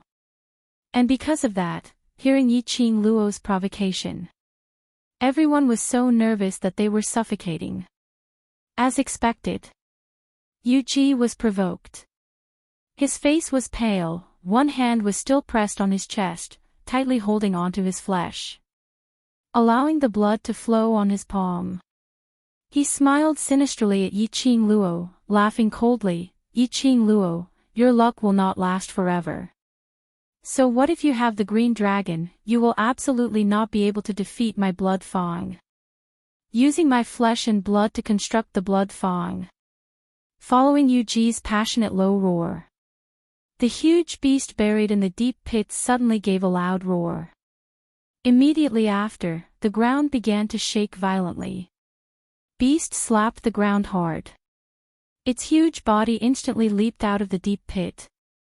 A stream of black yin chi instantly wrapped around the wild beast.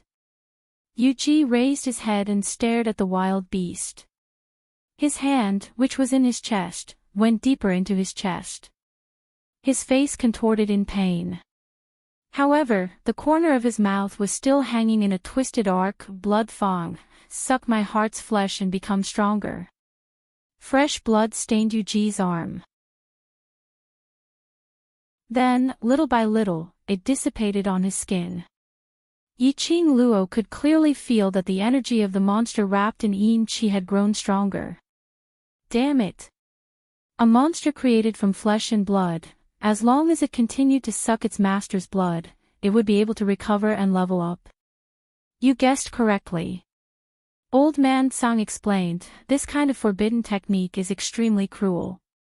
If there's even the slightest bit of carelessness, the person who digs out the blood from their own heart will die from excessive blood loss or from the wrong position. Once the master dies, the monster will also disappear. Yiqing Luo looked at Yuji, then I'll just attack Yuji.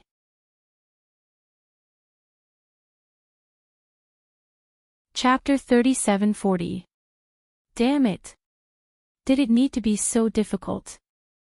Yiqing Luo's brows creased tightly as her lips pursed tightly.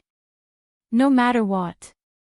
Killing this wild beast called Blood Fang was obviously an unrealistic thing. She could only think of a way to deal with Yuji. She gripped her glower flame fan tightly as her figure moved, nearing Yuji's direction. Yuji only sneered when he saw that. His gaze turned cold. Blood Fang, which was surrounded by black qi, turned into a bolt of lightning as it charged towards Yiqing Luo. That speed was even faster than Yiqing Luo by several times. Yiqing Luo's brows creased as she quickened her footwork. The glower flame fan in her hand swiftly swept away the wind blades as it pressed towards Yuji. Azure Dragon twisted Blood Fang. Blood Fang was still able to find a gap to use his own body to block Yiqing Luo's attack. Following that, he turned around and pounced towards Azure Dragon. This kind of dark attributed wild beast will automatically block fatal attacks for the host. Old Man Tsang continued, so I said right from the start that it's very difficult to get past the dark attributed wild beast and kill the host. Is there no other way? Yiqing Luo asked. Old Man Tsang replied, no. Yiqing Luo frowned as she didn't ask any more questions, but focused on finding a chance to attack Yuji. Yiqing Luo's side was already in a battle. On the other side, the various powerhouses clenched their teeth as they started to join the battle between the black-robed men. At this moment, they could only choose to unite as one and fight with their backs against the wall. The terror of the opponent was something they had seen very clearly. If they didn't take advantage of the situation where Yiqing Luo was suppressing that monster to finish off these small fries. When Yiqing Luo couldn't hold on any longer, they would be in danger. Everyone started to fight, which made the executive elders heave a sigh of relief. Everyone started to join in the battle. Gue Wu, Zhou Mo, and Mao Mao joined in. The battle was much easier than before. Numerous attacks and dazzling profound energy filled the sky. The surging majestic energy was like surging waves as it surged continuously. Battle intent and killing intent intertwined in the air. But on the chaotic battlefield, there were two extremely abrupt presences. One red and one purple. Two men with outstanding temperament, as though they were aloof from the world, stood in the middle of the battlefield without any intention to make a move. Unfortunately, the two men's temperament was so powerful that it suppressed everyone from the secluded palace. It didn't matter if it was the people from the major forces or the Palace of Darkness. They would consciously avoid the two of them, not daring to get close to them. The biggest similarity between the two of them was, from the beginning until the end, his gaze had never left the young girl who was fighting Yuji and Shueya. It was as if, in his eyes, even in the entire world, there was only this girl. The dark light that filled the sky was sharp and murderous. The young girl moved quickly among the wild beasts. Her coordination with the Azure Dragon was reflected in the eyes of the two men. At this moment, suddenly, the beast roared. From his wide-open mouth, he spat out another ball of sticky stuff. When the sticky giant thing landed on the ground, it was covered in blood. It also let out a roar similar to Bloodfang's. This sudden change made Yiqing Luo stunned. The stench in the air was getting stronger and stronger. The stench was like the stench of a corpse that had been rotting for many years, and it also carried a thick stench of blood. Apart from the size of the beasts, they were almost identical in appearance. Yiqing Luo was cursing in her heart. How could he give birth from his mouth? And it gave birth so quickly. Opening his mouth and spitting out, he gave birth to a monster that looked exactly the same. One wild beast was already hard to deal with. And now there was a second one. Illusory wild beasts were willful, right?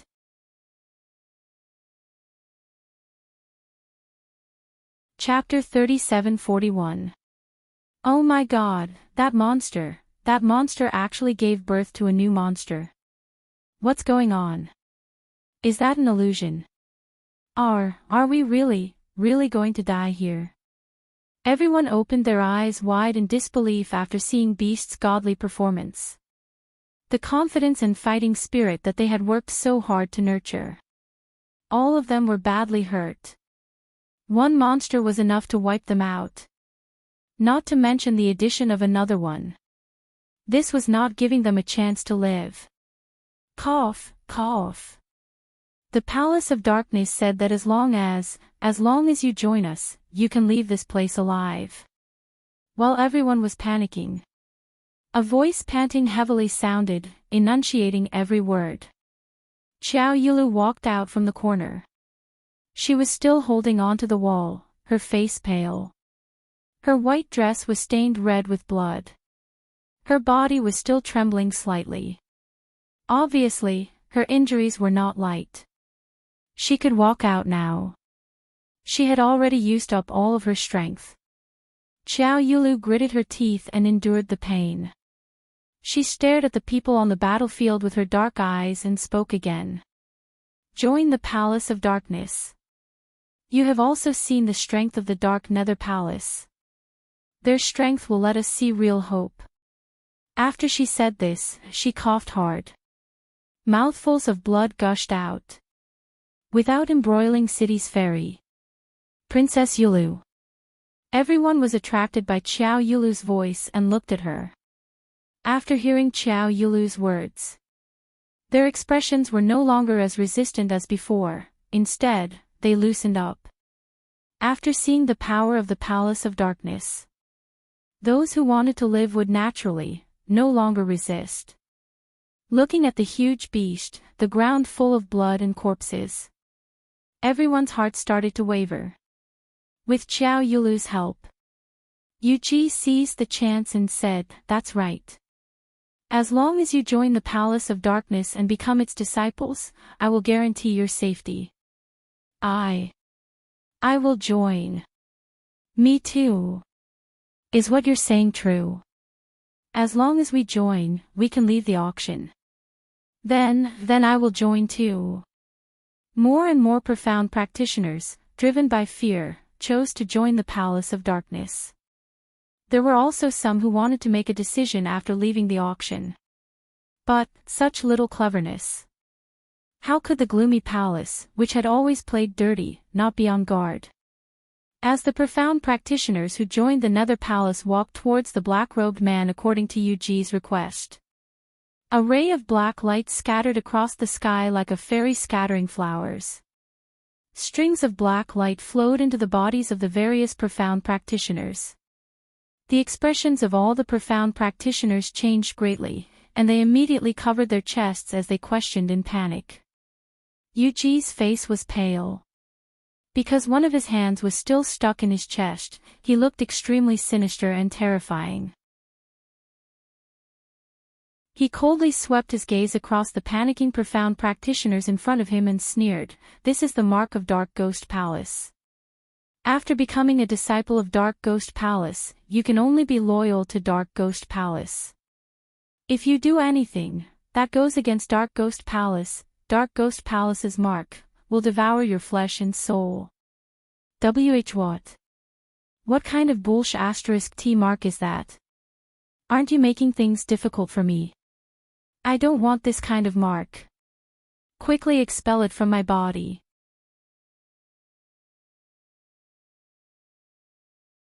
Chapter 3742. Someone shouted, "Don't try to scare me. I don't believe in this. Using such a method to force me. I don't want to do it anymore." The man cursed as he turned around and walked towards the direction of the major forces. However, before he took a few steps, suddenly, that person stopped. Then, he let out an extremely tragic cry. That person turned into a mist of blood in front of everyone's eyes.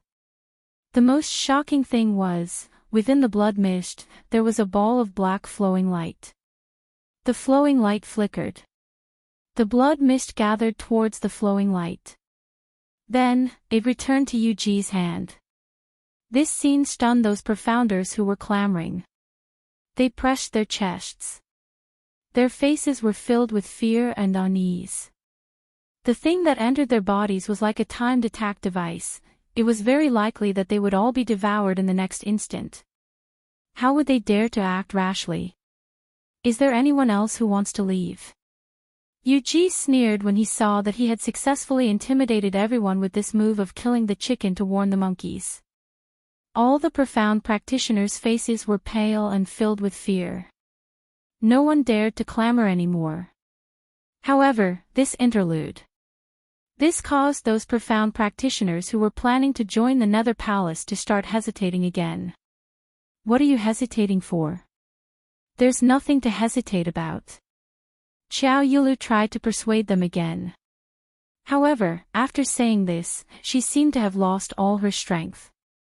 Her body went limp and she sat on the ground against the wall. Her blood stained the ground.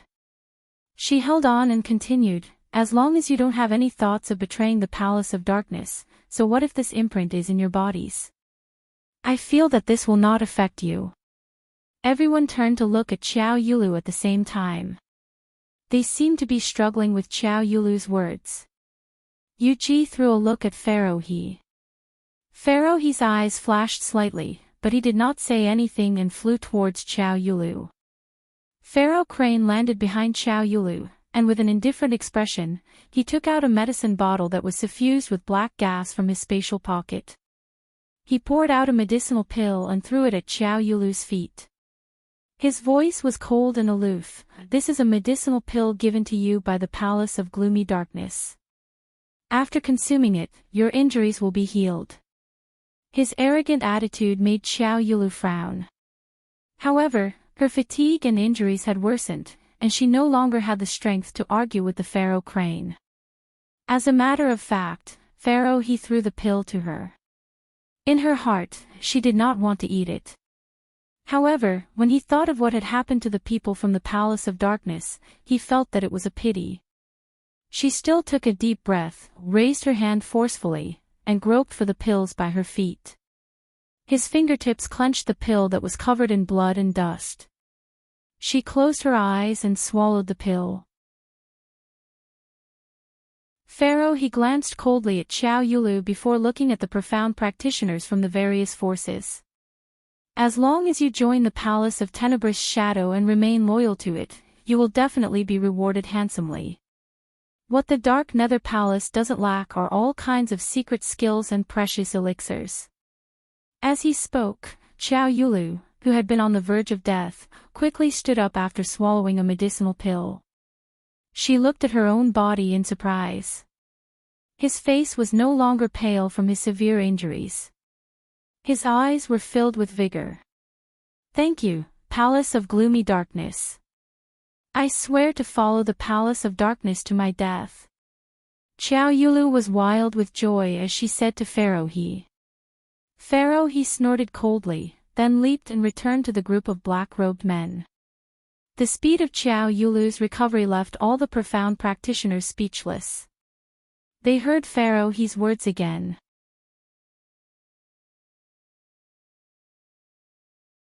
Chapter 3743. Those cultivators who stood at a high position wanted to raise their profound grade the most, to become even stronger. Profound grade, ability, was the only standard to determine their position. The strong were respected. Only by becoming stronger, would they be able to stand firm and live for a longer period of time. The conditions proposed by the Palace of Gloomy Darkness were indeed tempting to everyone. Everyone had witnessed Palace of Darkness' ability with their own eyes, and there was no way to deny Palace of Darkness's power and various shocking secret arts. What they could learn. For example, to summon the white dragon monster earlier. For example, to be like these black-robed men, to be able to use it to become immortal, invulnerable and impervious to fire and water. For example, to learn the secret art of creating wild beasts with flesh and blood. For example, to obtain the medicinal pills which Xiao Yulu had swallowed earlier. Consuming one pill, even if one was on the verge of death, he would be rejuvenated. For example. Wait a minute, there were many other benefits. In comparison, joining Palace of Darkness didn't seem to be a loss at all. Birds chose a good tree to nest in. People walked towards higher ground. This had nothing to do with betraying the original family or the original powerhouse. At this moment, there were even more cultivators who abandoned their own powerhouses and joined Palace of Darkness. When Xiao Yulu saw this scene, a sinister smile appeared in her eyes. Yu Ji sneered as his lips twitched, as he looked at Yi Qing Luo complacently. See, this is the human heart. This bunch of trash's ability, originally can't be compared to my dead corpse army. Now, you don't have the advantage in terms of numbers. He staggered backwards a few steps. Blood flowed down his arm. And speedily dissipated in the direction of those two enormous monsters. His malevolent expression was as he laughed coldly. Yi Qing Luo's slender brows were tightly knitted into a bundle. Yi Qing Luo could understand each cultivator's choice. She couldn't say that they were wrong. But she couldn't agree with their actions. Once one was branded with the word traitor, to a person's life, this was a term which could never be washed away. No matter which powerhouse it was. Betraying the first time. They would definitely betray the second time. This kind of people were not trustworthy and not worth to be friends with. Yi Qing Luo was very clear on the reason why Xiao Yulu supported her dispirited body to persuade everyone. Xiao Yulu was the first person to join Palace of Darkness. If she didn't persuade more people to join, her reputation would be completely ruined. Now, he had persuaded so many profound practitioners from the various major powers to join him. If he said it out loud, it was just for the sake of survival and to become stronger. To put it bluntly, she was just finding a few scapegoats to protect her good reputation. Those cultivators who joined the Nether Palace, Yi Qing Luo didn't want to waste her breath to feed them any chicken soup. In any case, they would eventually regret their choice today. Yi Qing Luo's attention was focused on the two gigantic wild beasts in front of her. From time to time, he would attack and harass the Azure Dragon. Facing two different-sized wild beasts with similar strength, Yi Qing Luo was getting more and more strenuous. She just couldn't show it. If her aura was slightly weaker, the morale of their side would weaken as a result. The Palace of Gloomy Darkness would have a chance. The two sides were still fighting. The executive elders were still shouting loudly to boost morale. But it still couldn't stop them. More and more profound practitioners surged towards the Palace of Darkness. Yi Qing Luo's side gradually fell into a disadvantageous position. The morale of the struggling crowd plummeted, and they no longer had any desire to fight. The reason why he insisted on standing here.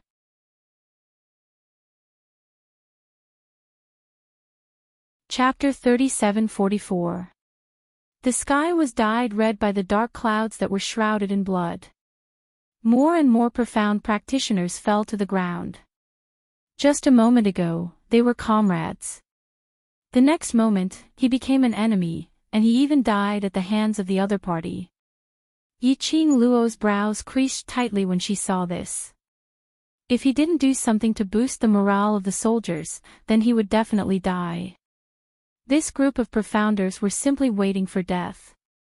She glanced at the two blood fangs that surrounded her, and her eyes flickered slightly. Azure Dragon. The Azure Dragon let out a low roar. Immediately after, Yiqing Luo's 5 fingers moved and the glower flame fan suddenly surged, drawing out a strong airflow, chopping down towards the 2 blood fangs. Meanwhile, Yiqing Luo leapt up and flipped onto the green dragon's back. The Azure Dragon's huge tail suddenly flipped. Heavy waves of qi crisscrossed the sky. A berserk power that seemed capable of destroying heaven and earth slammed against the ground like raging waves. The entire battlefield was covered in rubble. In this chaos, Yiqing Luo called out to Shiju, who was battling with Li Mao and the others in her heart. Her body suddenly fell down. Shiju's massive body caught her firmly. Then, it quickly flew towards where Pharaoh Crane and Xiao Yulu were standing. Yu Ji, who was protected by 2 blood fangs, couldn't move. But, Pharaoh Crane and Xiao Yulu, these 2 scum. It shouldn't be a problem to solve it. Yiqing Luo expressed that she, a person who had not even reached the standard to ascend to the Earth Realm, in order to motivate a group of Earth Realm cultivators, she was willing to give it her all. If this group of profound practitioners were still so weak. Could she choose to become evil and kill them with her own hands? Yiqing Luo's actions were extremely swift and in a blink of an eye, she had already dashed in front of Xiao Yulu. Perhaps Xiao Yulu thought that those 2 wild beasts were enough to trap Yiqing Luo. He didn't even have time to react.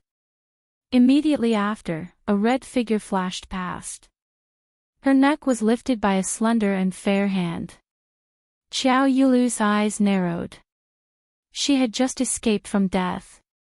He hadn't even had the chance to enjoy the feeling of being alive again. Death had found her here. Xiao Yulu's face contorted in pain. But she could not struggle. Because the moment Yiqing Luo locked her neck tightly. He commanded Shiju to soar into the sky. Xiao Yulu was grabbed by the neck by Yiqing Luo, hanging in mid-air for a parade. Yiqing Luo! Pharaoh Crane exclaimed in disbelief as he looked at Xiao Yulu, who was suspended in the sky. He cried out in alarm. This caused the profounders of the various powers to look over. Wasn't she killed by those 2 monsters? How, this girl is too strong. She actually broke through the defense of those 2 monsters. Look! The Empyrean ferry of Without Embroiling City is suspended in midair. The people of the major forces were all shocked and flabbergasted. That gigantic beast could wipe them out with just one. When Yiqing Luo was facing the 2 gigantic wild beasts, not only was she able to handle it with ease, she was even able to break through their defenses and attack Xiao Yulu when she was unprepared. Everyone looked at the gigantic black panther galloping in the sky, as well as the red-clothed girl on its back. His eyes lit up. Then, what shocked everyone the most was that the girl on the black panther did not stop because of this. Her eyes were deep and serene, her slender fingers gripped the glower flame fan tightly as she flipped it. The surging bright red glow turned into densely packed light rays as it was released. That light rays made one's eyes feel a faint piercing pain. Pharaoh Crane frowned as an ominous premonition arose in his heart. He stared at that light for a moment and swiftly retreated to the side.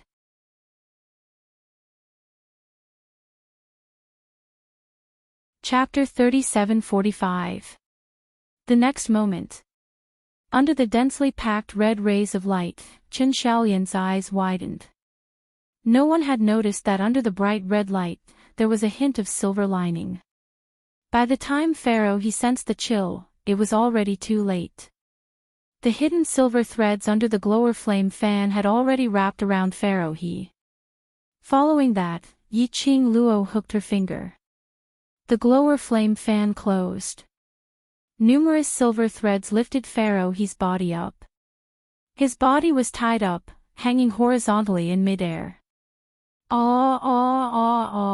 Pharaoh he cried out miserably. His 4 limbs kept struggling in midair.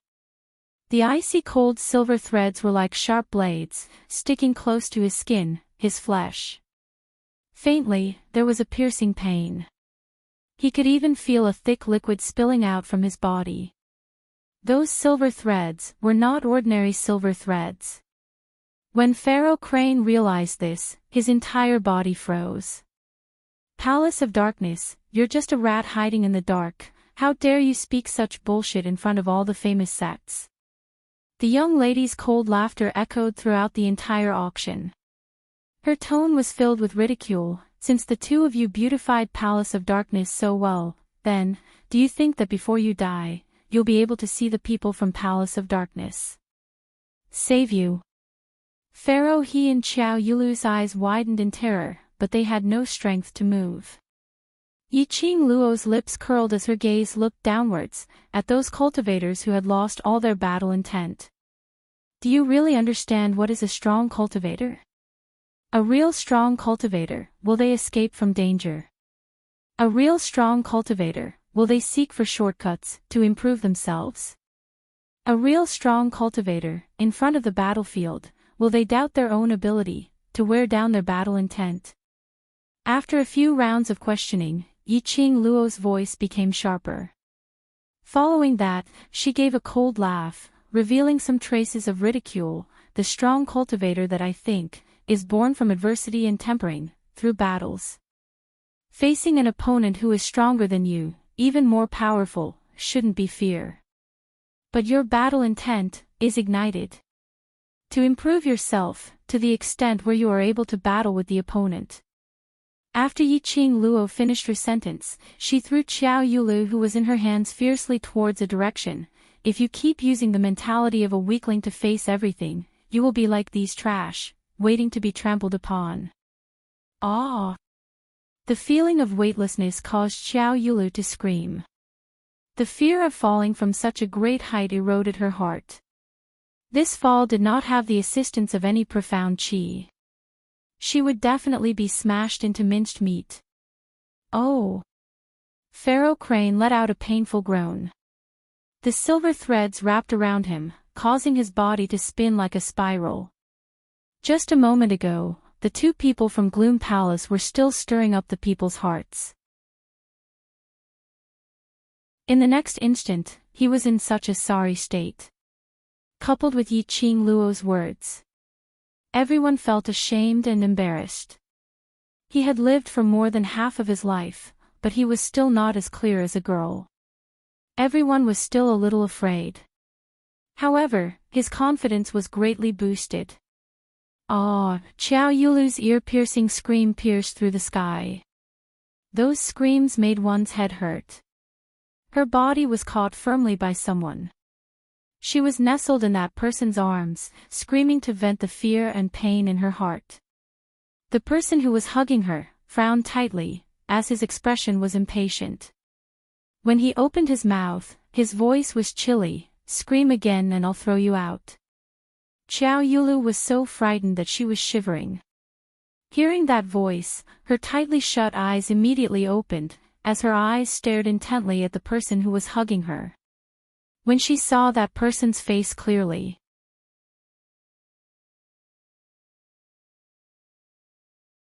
Chapter 3746. The person who caught Xiao Yulu was none other than Xiao Yinyan. The direction in which Yiqing Luo threw the man was in the direction of Xiao Yinyan. After all, Xiao Yulu was Xiao Yinyan's younger sister. She was the biological daughter of Patriarch Xiao. Yiqing Luo naturally couldn't really take action to claim Xiao Yulu's life. Of course, this was under the premise that her life was not in danger. When she had first arrived in the Earth domain, Xiao Yinyan had always been the one helping her. He had never asked her for anything in return.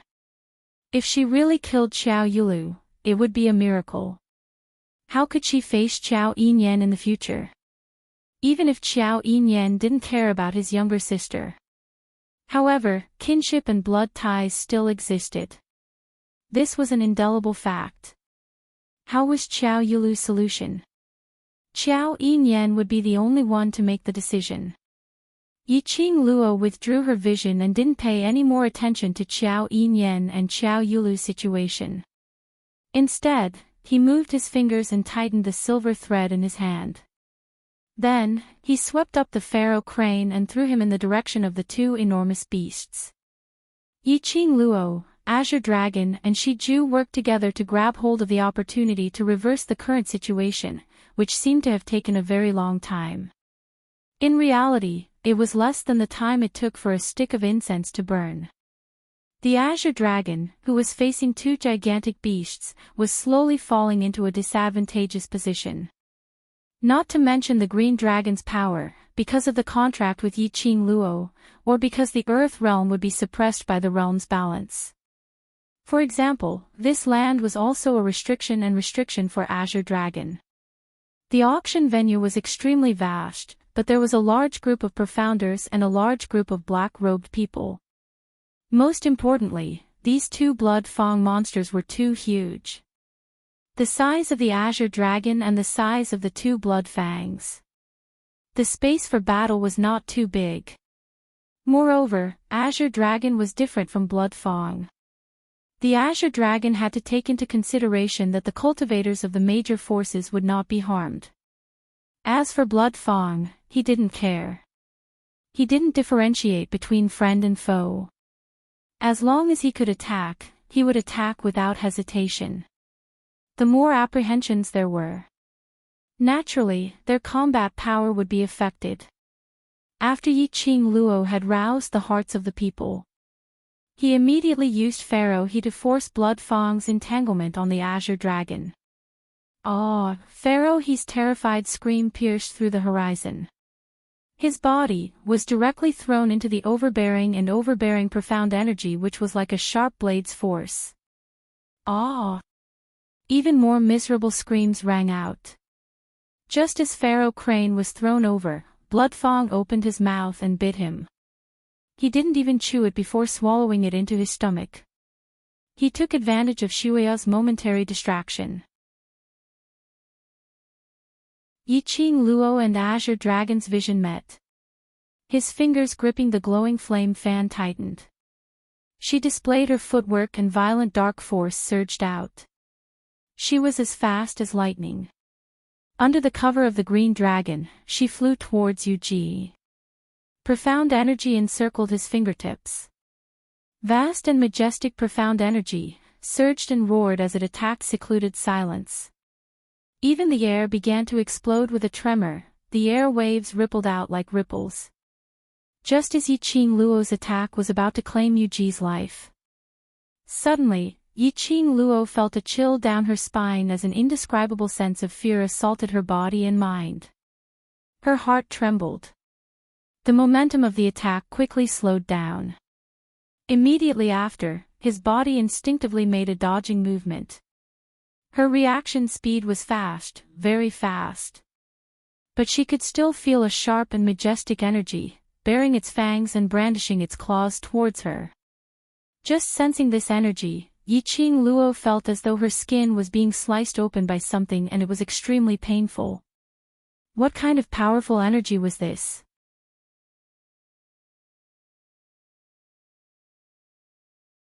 Chapter 3747. Yiqing Luo didn't know how to describe this feeling. She didn't see anyone. Just a slight sense. Which made her hair stand up as she was extremely vigilant. Only. She was very alert and her reaction was extremely fast. But she was still one step too slow. At the instance when she retreated, the palm wind which brushed past her seemed as though it was going to tear her apart. The surging profound energy instantly swallowed her. The chi wave surged as though it was a huge wave. Yiqing Luo's face turned pale instantly. Her heart sunk fiercely. The aura of death was spreading around her. Her profound energy exploded as she increased her speed in an attempt to avoid that attack. Even if she couldn't avoid it, she absolutely couldn't die so easily. Just as Yiqing Luo clenched her teeth, about to bear the heart-wrenching pain from that energy. Suddenly, she felt a tight grip on her waist. His body was pushed back by a strong and powerful arm, and he fell into a wide embrace. A man's elegant sandalwood scent entered her nostrils. It instantly dispersed the young lady's blood stench. Yiqing Luo was still in a daze as she fell into the man's embrace, and when her forehead knocked against the man's chest, she finally reacted from the pain. Ah, Xian! Yiqing Luo called out the man's name. The man hugged her with one hand as he raised the other. The wide purple sleeves, under the strong qi, were like purple clouds rolling and floating. A gust of thick black qi which could be seen with the naked eye swept up the raging wind as it contended against Dmo Xian's raised sleeves. Yiqing Luo raised her head as she looked at Dmo Xian worriedly. Ah Xian, your body. No problem. Dmo Xian's eyes drooped as his eyes were filled with tenderness as he smiled and shook his head. Yiqing Luo pursed her pink lips tightly. Where did this sudden and powerful strength come from? Was it another strong helper from the secluded palace? She pursed her lips even tighter. Just as she was about to ask Dmo Xian to be careful, an icy cold voice suddenly rang. Yiqing Luo, the person who saved you is not only him, there's me too. Yiqing Luo was stunned as she immediately looked towards the direction of the voice. She then saw a tall figure in that thick black qi, faintly discernible. One could faintly see that blazing red robe sweeping past. As he spoke, the clouds of black qi gradually dispersed in all directions. The man's cold and handsome face was revealed, causing one's heart to palpitate. Yiqing Luo pursed her pink lips. Chu Wu Axan. Dmo Xian and Zhu Wu Axan, one in front and one behind, blocked that thick black qi. The majestic and powerful profound energy, and the air ripples that spread out in the air. They were all blocked by these two people. The dense black gas slowly dissipated and vanished into nothingness. Unexpectedly, Zhu Wuxin had also helped her. A low pressure floated down from the top of his head. Yiqing Luo immediately retracted her vision from Zhu Wu Axan as she coughed lightly. Zhu Wu Axan. Thank you. I don't need young Master Zhu's help and all. Luo doesn't need to thank you. Dmo Xian's voice interrupted Yiqing Luo. He intentionally made a declaration as he hugged Yiqing Luo's petite body tightly. Chu Wu Axan was expressionless. I did it for Yiqing Luo. She has her own self, there's no need for you to worry. Dmo Xian replied coldly. Zhu Wu Axan continued to be expressionless. Yiqing Luo is my future wife, of course I will worry. Dmo Xian's face turned black. If it wasn't for the fact that the occasion wasn't right.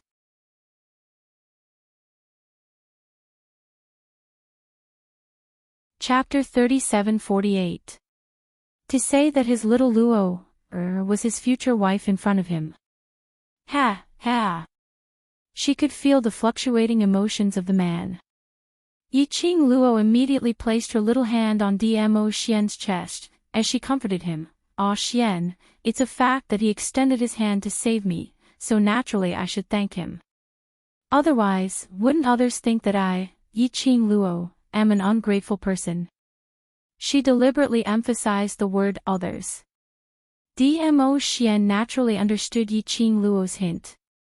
His brows rose as his peach blossom eyes squinted, hugging Yiqing Luo's petite body tightly as he looked at Zhu Wu Axan complacently. What Lil Luo said is right, after all he's an outsider.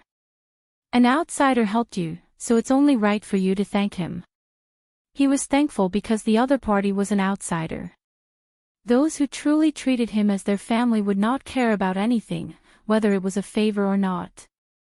Yiqing Luo's words pleased Dmo Xian. His anger from Zhu Wuxin's words also calmed down. Zhu Wuxin's face was expressionless. No one could tell what he was thinking.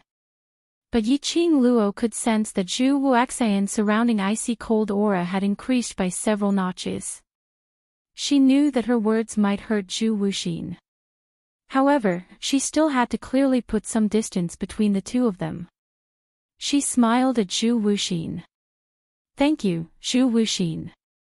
Zhu Wuxin did not speak, nor did he respond. He only used that pair of calm and indifferent eyes to stare straight at her. There was not the slightest change of emotion in his eyes. This gaze made Yiqing Luo's hair stand on end.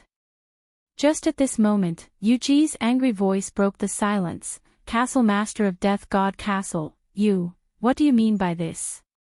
Unknowingly, Yu Ji was sitting on Bloodfang's head. In front of the huge beast, he was like an ant. If one didn't look carefully, they wouldn't be able to find where he was. Since we have decided not to cooperate with the Palace of Darkness, then I hope that the Castle Lord of Death God Castle will not interfere with all the plans of the Palace of Darkness. Yu Ji gritted his teeth as he spoke. Clearly, he had long held a grudge against Zhu Wuxin. Zhu Wuxian glanced at Yu Ji indifferently and ignored him. However, from the corner of his eyes, he caught a glimpse of the two people hugging each other. A dim light flashed in the depths of Zhu Wuxin's eyes. He opened his mouth and his voice was as cold as ice. The reason why we don't cooperate with the Palace of Seclusion is because your plan is to hurt Yiqing Luo. The reason I interfered was because you guys touched her. His words were so straightforward and direct. It was like a passionate confession, expressing his feelings. He had to admit it. This kind of words could really move a girl's heart. However, other than looking like a cute girl in front of Dmo Xian, Yiqing Luo didn't have the so-called maiden's heart. This was the second time Yiqing Luo had heard of Zhu Wuxian giving up on the collaboration with the Palace of Seclusion. It was just that this time, it came from Zhu Wuxin's own mouth. She didn't have that kind of feeling between a man and a woman. However, he was truly grateful. For her, he gave up his goal. This made Yiqing Luo grateful and touched, but also a little awkward. She did not think that there was a relationship between her and Zhu Wuxin. She could make Zhu Wuxin sacrifice for her. That was the goal he had worked so hard for. For a moment, she did not know how she should face Zhu Wuxin. Ha! He. Suddenly, Yu Ji laughed crazily.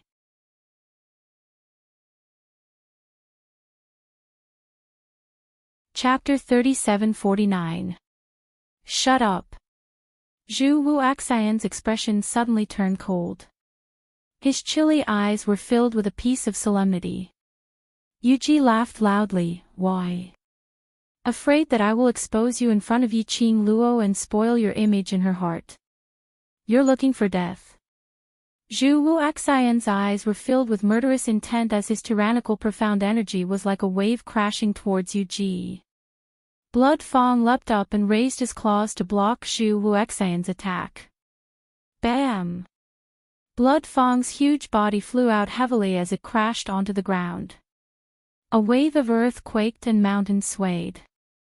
Zhu Wuxian flew up as his red robe flashed past, leaving behind an afterimage as he stepped on Blood Fang's body and flew towards Yu Ji. Just as Zhu Wuxian was about to move, a chilly voice rang, "Wait."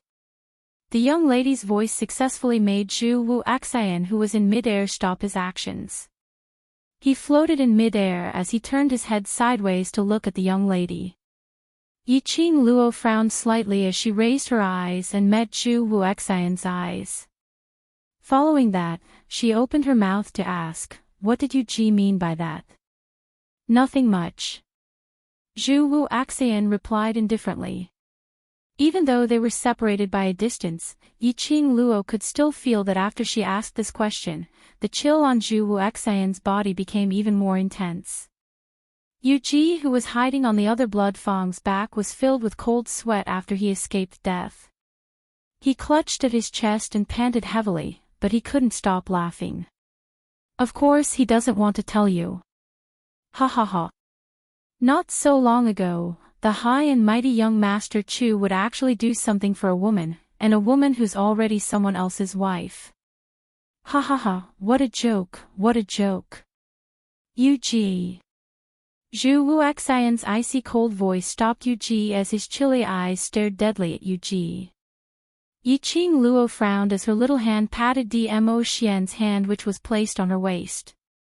After Dmo Xian let go of her, she leapt up and faced Zhu Wuxian. What he said is related to me, so I have the right to know what happened. The two of them stood face to face. The icy cold flame encircled the two of them. The raging hurricane was also surging around the two of them, but it didn't come near them. Zhu Wuxin did not speak. There seemed to be a storm gathering on his expressionless face. Yiqing Luo pursed her lips and shifted her gaze towards Yu Ji. What did you say earlier? Say it again. Perhaps he wanted to sow discord between her and Zhu Wuxin. Perhaps he was already dissatisfied with Zhu Wuxin's coldness and wanted to make Zhu Wuxin suffer. When Yiqing Luo asked, secluded silence. Yu Ji answered without hesitation, you didn't hear wrongly. The moment you arrived in the Earth realm, you were separated from Di Zun and the others. It wasn't an accident, nor was it because of the turbulence in the passageway leading to the upper realm. It was all planned by young Master Zhu. After Yu Ji said this, he immediately looked at Zhu Wuxin, afraid that Zhu Wuxin would be angered by this. However, he saw Zhu Wuxin standing there silently. Wisps of black hair covered half of Zhu Wuxin's face. His emotions were also concealed within. When Yu Ji saw that Zhu Wuxin didn't have any reaction, he didn't even try to defend himself. Instantly, as though he had caught hold of Zhu Wuxin's weakness, he sneered as he continued, in order to get you, he resorted to unscrupulous means. Yiqing Luo, do you feel that the image of him in your heart has been destroyed? That man totally isn't like what he showed. Yu Ji slandered Zhu Wuxin without any limits.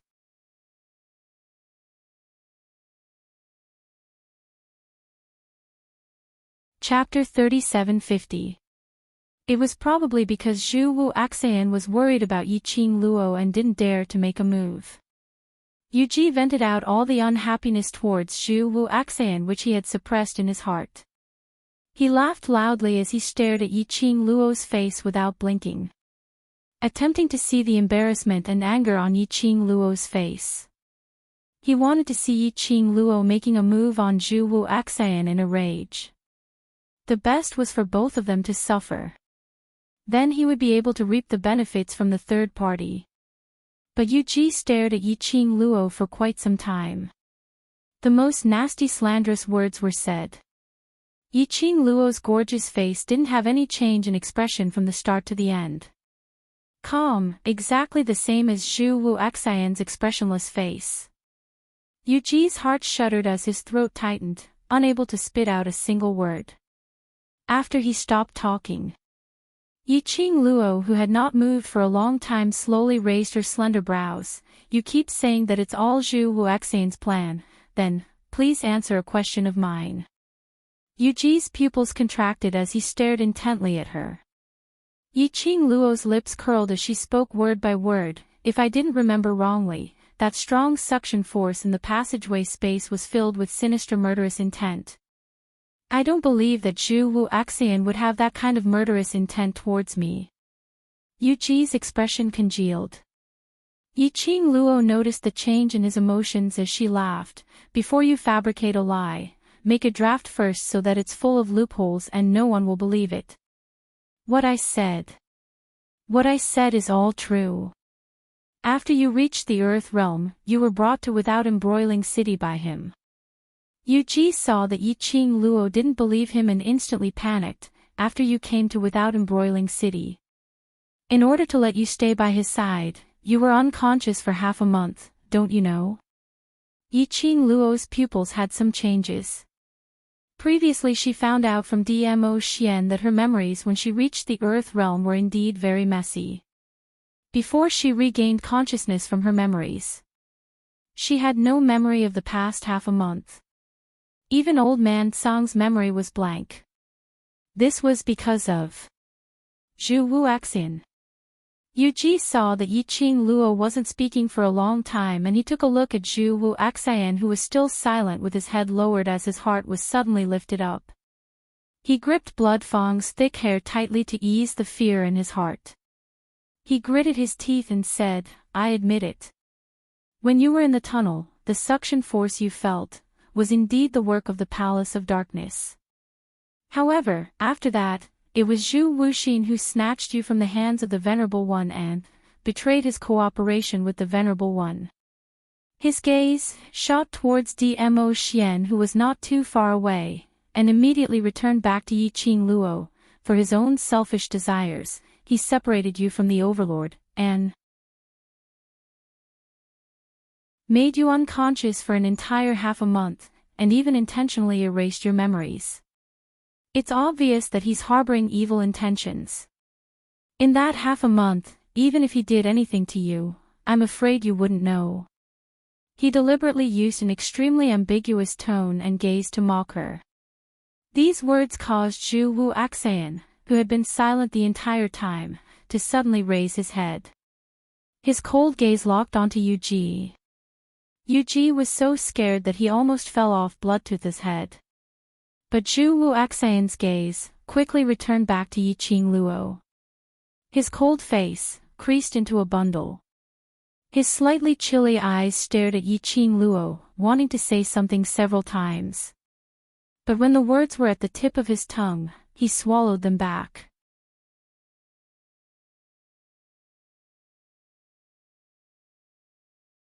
Chapter 3751. Why aren't you panicking? Why don't you blame Zhu Wuxin? During that half a month, he made you betray Venerable Sovereign. How can you still be so calm? Yuji didn't understand why Yiqing Luo was still putting on a calm and indifferent look. Wouldn't ordinary women fly into a rage out of humiliation when they hear such words that tarnish their reputations? Moreover, even a passerby like him knew how jealous Di Zun was. Why didn't Venerable Sovereign start a war with Zhu Wuxin out of anger? All of this was completely different from what he had planned. Hearing the urgency in Yuji's tone, Yiqing Luo merely smiled calmly. "I don't understand Zhu Wu Axian, but the only thing I can confirm is Zhu Wu Axian isn't that kind of person." She looked at Zhu Wuxin. He also caught the flash of panic in Zhu Wuxin's eyes. She curled her lips and smiled. "I am indeed very angry that you trapped me for half a month and erased my memory. But, as for the other things, I believe you won't do them. If I really did it, what would you do?" Zhu Wuxin countered with a question, his eyes full of seriousness. Yiqing Luo smiled as she shook her head. "You won't." Zhu Wuxin was not someone who would take advantage of others when they were down. If Zhu Wuxin was really that kind of person, he had many opportunities to forcefully take her away and engage in a torturous drama. However, Zhu Wuxin had never done so. He is only paranoid that she is his person. Other than stubbornly wanting to abide by the agreement from many years ago, he would never purposely cause her any trouble. Details tell a person's heart. Even if he did not understand Zhu Wuxin's character, Yiqing Luo was certain that Zhu Wu Axian absolutely would not do anything to her. "As for the disillusionment you mentioned before, I can only tell you that it doesn't exist." Yiqing Luo looked at Yuji smilingly as her eyes were filled with ridicule. "As for him using unscrupulous means for me, this can only mean that my charm is very big.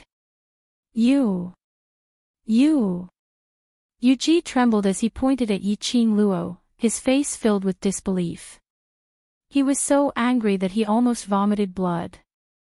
Who would have thought that he would shout at the top of his voice and slander Zhu Wuxin? But it was totally unable to incite disharmony between Yiqing Luo and Zhu Wu Axian's relationship. Instead, he had completely offended Zhu Wuxin. No, it was not just Zhu Wu Axian, and he had also offended that venerable sovereign with a sea of jealousy.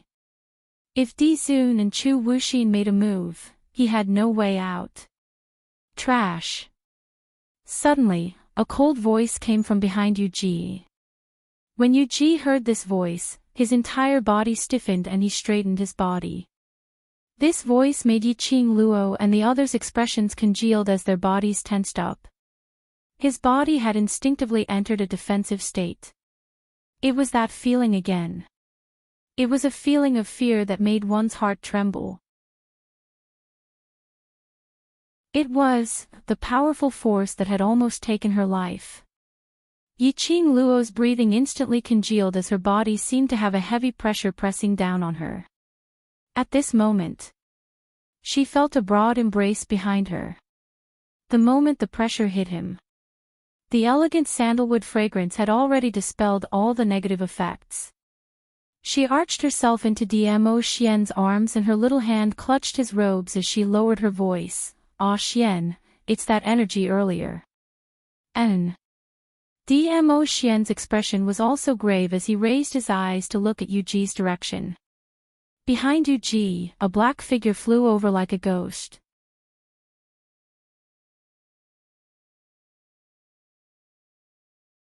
Chapter 3752.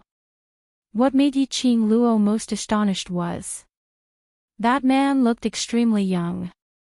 At most, he looked around 24 or 25 years old. Just 24 or 25 years old, and his ability was already so powerful. That man. Who on earth was he? Young lord. When Yuji saw that man, he started to tremble uncontrollably. He didn't even bother about the hand which was inserted into his chest as he knelt down on the ground and kowtowed with all his might. When his hand stretched out from the hole in his chest, immediately large amounts of blood started to gush out. The blood was like a blood fountain as it seeped out countless amounts of blood. Yuji could feel the blood flowing out from his body rapidly. The feeling of losing too much blood made him dizzy. But he didn't dare to move. Totally didn't dare to move. He could only allow the blood to flow out from his body, allowing the two blood fangs to suck the blood that seeped out from his body. Trash. That man stepped on the air like that, strolling leisurely as though he was in his own backyard. He stepped on the air as he walked step by step to Yuji's side.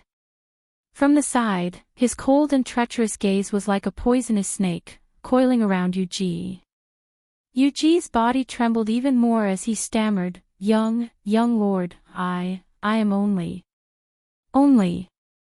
It's just a small task and it forced you to use secluded palace's forbidden art. If you're not trash, then what are you?" The man laughed coldly as he interrupted Yuji's explanation. His smile was sinister. "Yes. I am trash." Yuji didn't even dare to resist as his forehead heavily smashed onto the ground. "Since you're trash, then you shouldn't stay in this world." The man's icy cold voice had no trace of emotions. Just as his words landed, Yuji gave a miserable "ah" as his body suddenly floated into the air. Immediately after, under everyone's gaze, his body exploded and turned into a blood mist as it floated in the air. The death of the host. The two enormous wild beasts also dissipated along with the wind. The entire auction finally became much more spacious. The disappearance of the monsters made the various powerhouses cultivators whose hearts were hanging in suspense finally relaxed. All of them heaved a long sigh of relief. But everyone relaxed. Yiqing Luo only felt fear surging up her heart. To tell the truth, if it was her, she would never be like this man and kill Yuji so cleanly. After all, the purpose of secluded silence's existence was merely to provide blood for those two dark-type wild beasts. The two beasts were there. It was beneficial to the Dark Nether Palace. But the man didn't. The man didn't hesitate at all and killed Yuji so easily. This action could only mean two things. Firstly, the man only cared about acting cool and didn't think too much about it.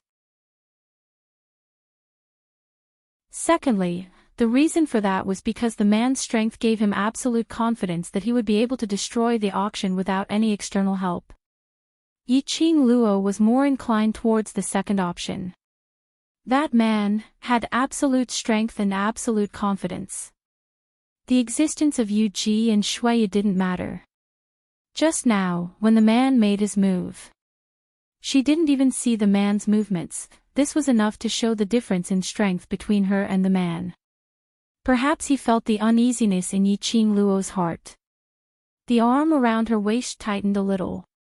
She looked up and met the man's concerned gaze. He said nothing. But his eyes were full of concern for her. Yi Qingluo calmed herself down as she shook her head at him. Dmo Xian's fingers circled around her waist as he pacified her emotions. Their gazes met.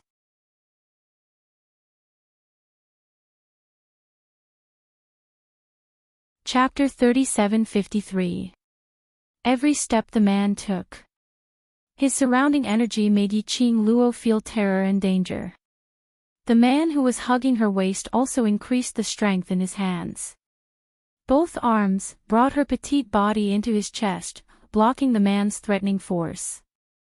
Just as that man was about to get close, a remnant shadow flashed past. Zhu Wu Axian stood in front of Dmo Xian and Yi Qingluo. His tall and slender body blocked the man's footsteps. Young Patriarch Chu.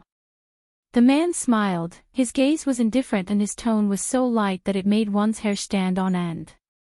Zhu Wu Axian's gaze met his, young Patriarch Yuzun. The man who was addressed as Yuzun's eyes were cold. Why, after not cooperating with Nether Palace, you intend to become enemies with Nether Palace? Zhu Wu Axian was expressionless. Dragon's reverse scale, those who touch it shall be killed. Reverse scale. Yuzun's brows rose as his gaze went past Zhu Wu Axian and landed on Yi Qingluo. Just a casual glance. As though he had seen some ant dregs. He then shifted his gaze away and sneered, her. Zhu Wu Axian didn't reply. Only frowning his cold brows as his icy cold eyes faintly shone with a sinister chill. Ha! Ha ha ha! Yuzun laughed out loudly as the gaze he gave Zhu Wu Axian was filled with ridicule. Not long ago, the high and mighty young Patriarch Chu actually fell in love with a lady. He laughed. On that handsome face, that pair of sinister and treacherous eyes was suffused with a hair-raising cold glint. He was laughing. Zhu Wu Axian was still expressionless. Yuzun was laughing and laughing when he suddenly stopped. He raised his hand and placed it on Zhu Wu Axian's shoulder. Young Patriarch Chu, previously we got along rather well, I don't want to fight with you. Zhu Wu Axian glanced at the hand on his shoulder. His slightly creased brows were tainted with a sliver of disgust. He turned his head slightly and a burst of profound energy pushed the hand on his shoulder down. His body was still standing on the original spot. Yuzun's expression gradually turned cold. Looks like you've made up your mind to become enemies with Nether Palace. Zhu Wu Axian still didn't say a word. He only slowly took a step back as his arm slowly raised up. An electric current coursed through his palm. Then, a silver spear appeared in his hand. The entire body of the silver spear was emitting a silver light, and there was also lightning lingering around it. The totem on the silver spear was extremely complicated, and it was mixed with a strange aura. A powerful air current started to wreak havoc as Zhu Wu Axian's weapon appeared. All right. Good. Very good. Yuzun's eyes darkened, and the treachery in his eyes deepened. If not for foster father's obstruction, would have long wanted to fight with you. This opportunity is great. He leapt up and his profound energy soared to the sky like a hot knife through butter, exploding with a loud bang. The sound shook the surroundings, causing the earth and mountains to shake and sway endlessly. Two figures quickly intertwined with each other. The surrounding people were all forced to take a few steps back by these two powerful forces. Wait, suddenly, just as the two forces were about to collide. A light and indifferent voice broke the current atmosphere. The two of them looked in the direction of the voice. Amidst the surging energy, a purple figure slowly walked over. along with that person walking over. The surging profound energy in the surroundings was like a mouse seeing a cat, and it actually obediently calmed down. The man looked like he was strolling in his own garden. Di-Zun.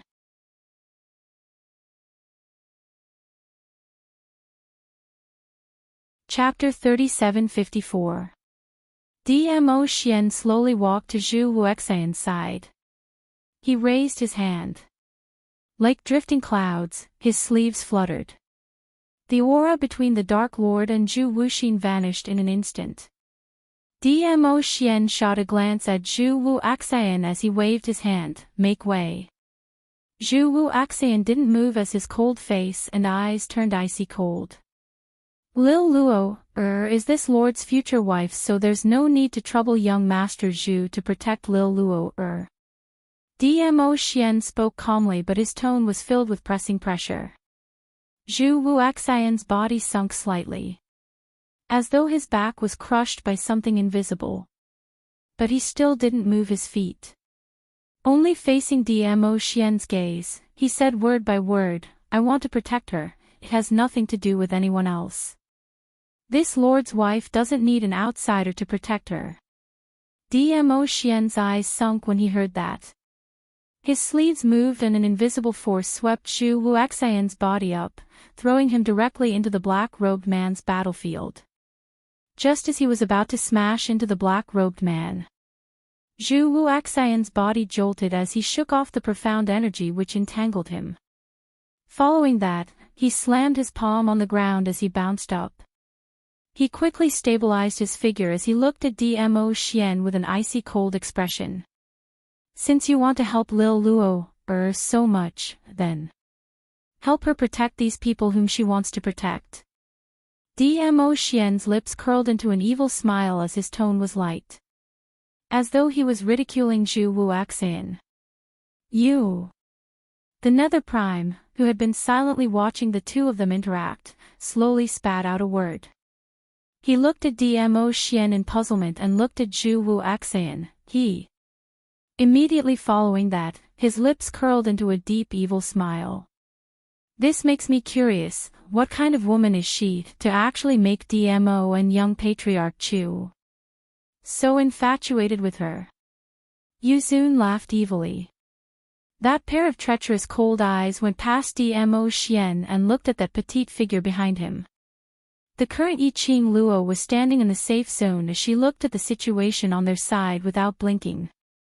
Dmo Xian had conjured an enchantment around her, helping her to block that powerful and mysterious man called Yuzun's aura.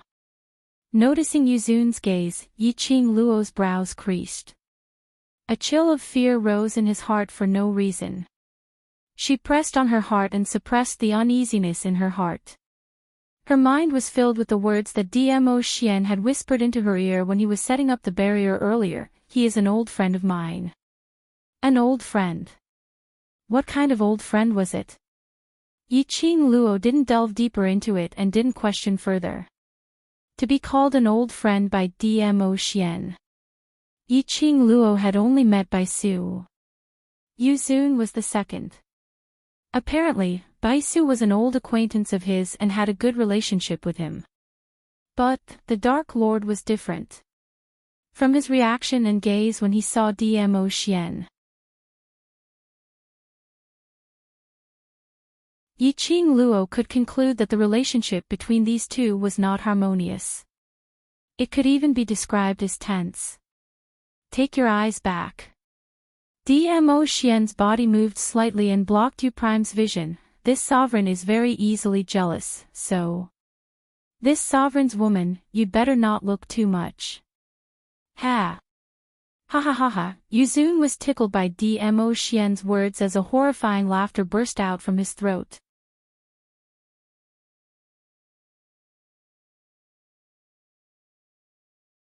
Chapter 3755. Dmo Xian's eyes turned colder by the minute. Yuzun's laughter stopped as he shook his head. "All right, I won't say any more." His words had just ended when he suddenly pointed at Dmo Xian. The smile on his face was instantly replaced by a sinister chill. He pointed at Dmo Xian as he spoke sternly, the current you. I really look down on you.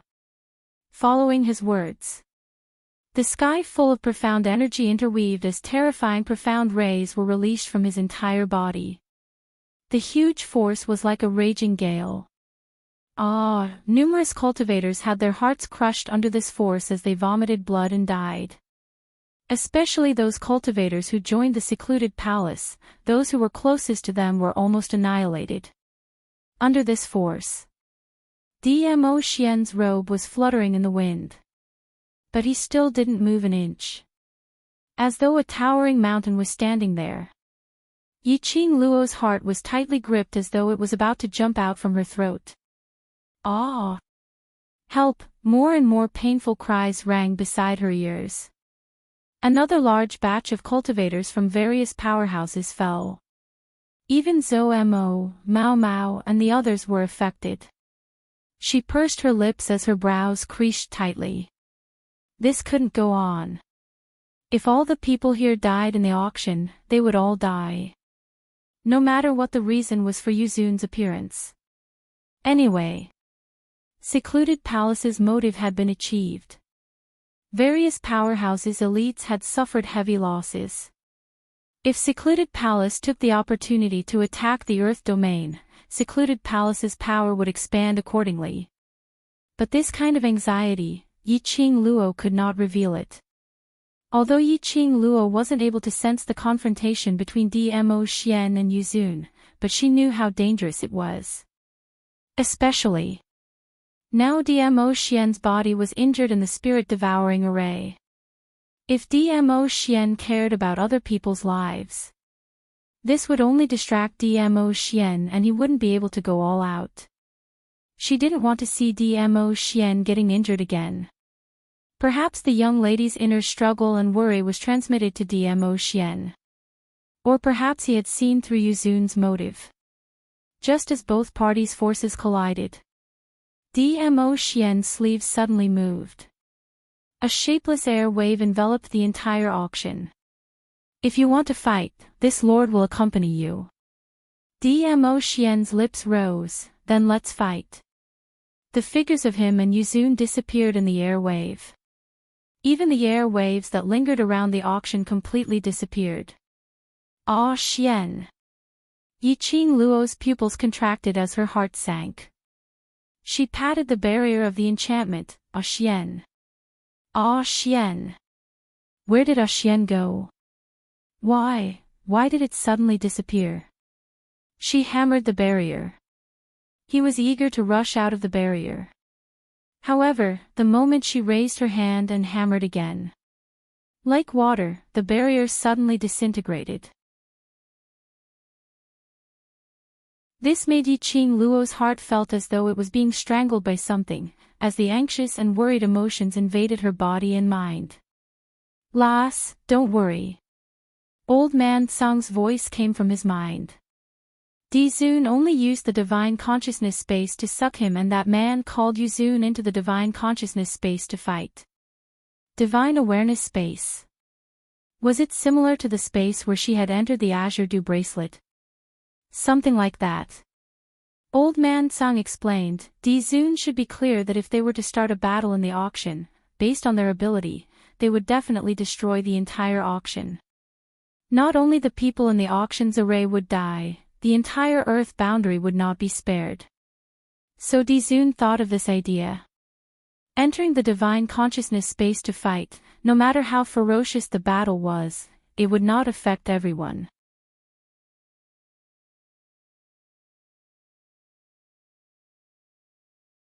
Chapter 3756.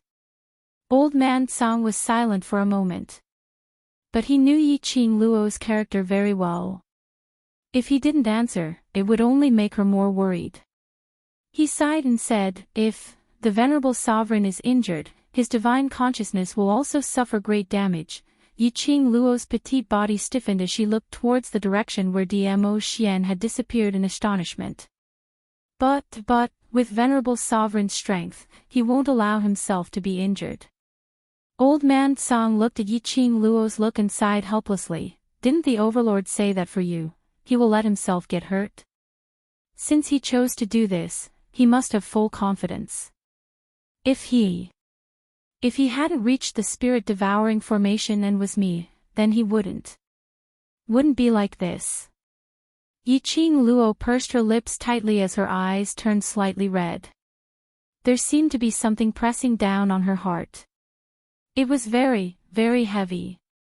She could hardly breathe under the pressure. Little girl. Old man Tsang didn't know how to comfort her. Suddenly, an ice-cold voice sounded. He didn't remove the barrier before he left just to let you be sad here. That voice was cold and indifferent. But it was like a sharp blade, fiercely stabbing into Yiqing Luo's eardrums. She suddenly raised her head and looked in the direction of the voice.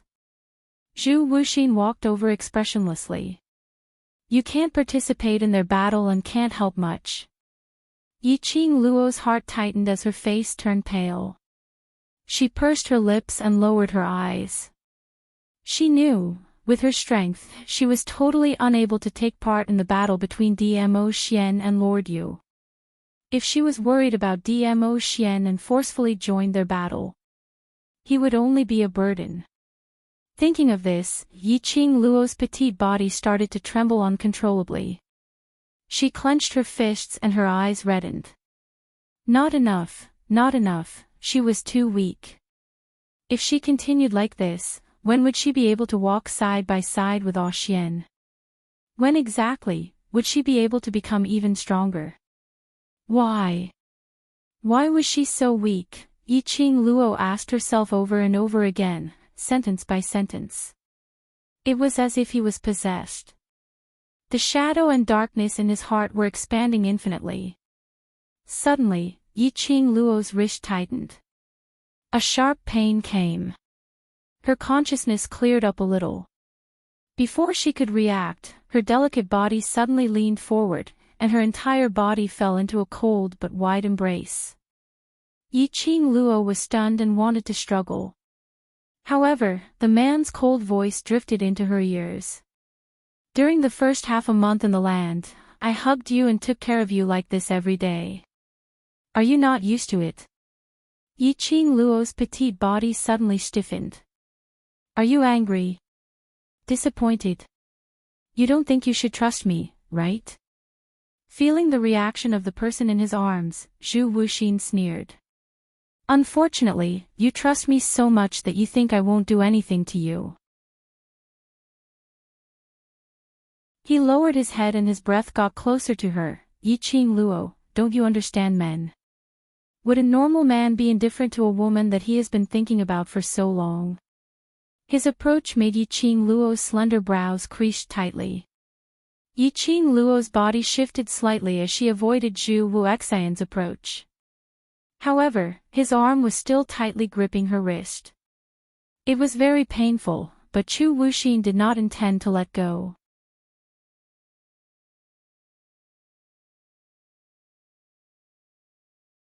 Chapter 3757. Zhu Wuxian's lips curled upward slightly, and under that grave and stern face, it revealed some evilness.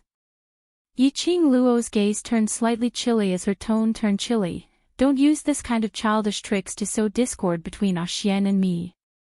Don't belittle a man's jealousy. Zhu Wuxian saw that she wasn't as flustered and exasperated as he had imagined, nor was there any trace of flustered look. His brows unknowingly creased. Yiqing Luo scoffed lightly as the chill in her eyes deepened. Zhu Wuxian, don't turn yourself into a look that even you hate. Her words made Zhu Wuxian's expression retract bit by bit. Yiqing Luo took a faint glance at him as she started walking towards the direction of the battlefield. Zhu Wuxian was right about one thing. Before Ah Xian entered the soul consciousness space, he specially released her barrier, not just to let her inner demons enter her body, to make her feel sorry for herself. Ah Xian knew that she couldn't possibly stand at a safe place and watch the battle between the various powerhouses and Nether Palace.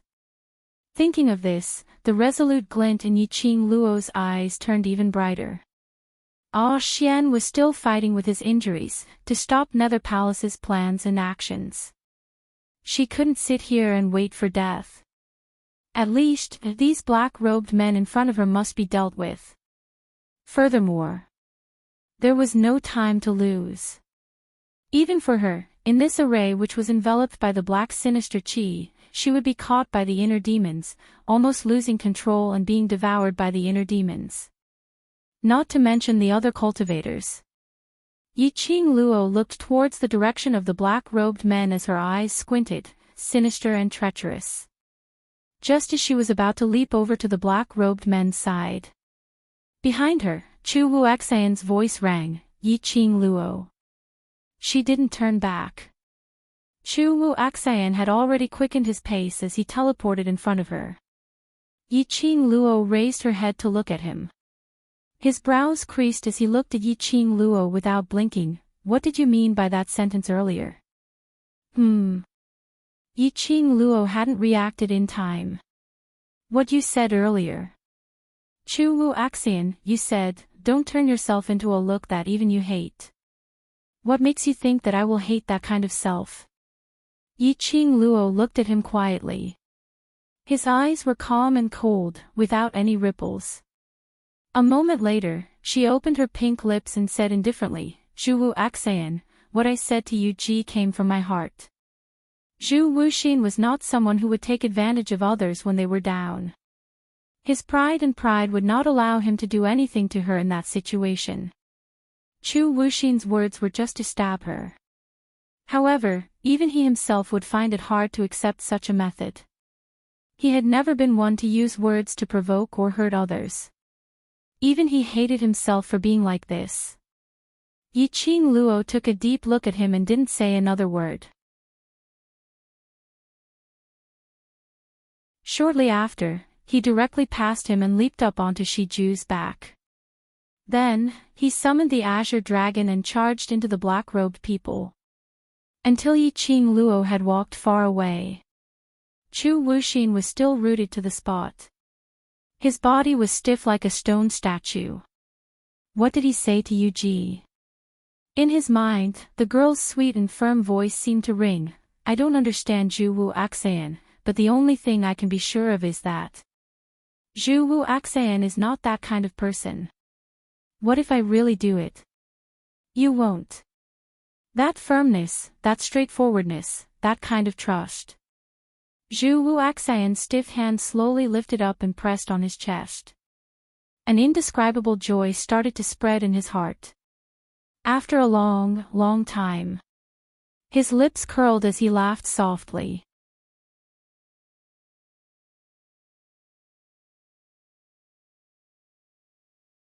Chapter 3758. The Other Side. After Yiqing Luo joined the battle, she brought along Shiju and Azure Dragon, totally oppressing those black-robed men one by one, as though they were dregs. The three underworlds were all dead. Pharaoh Crane was also dead. The black-robed men of the Netherworld Palace had no one to command.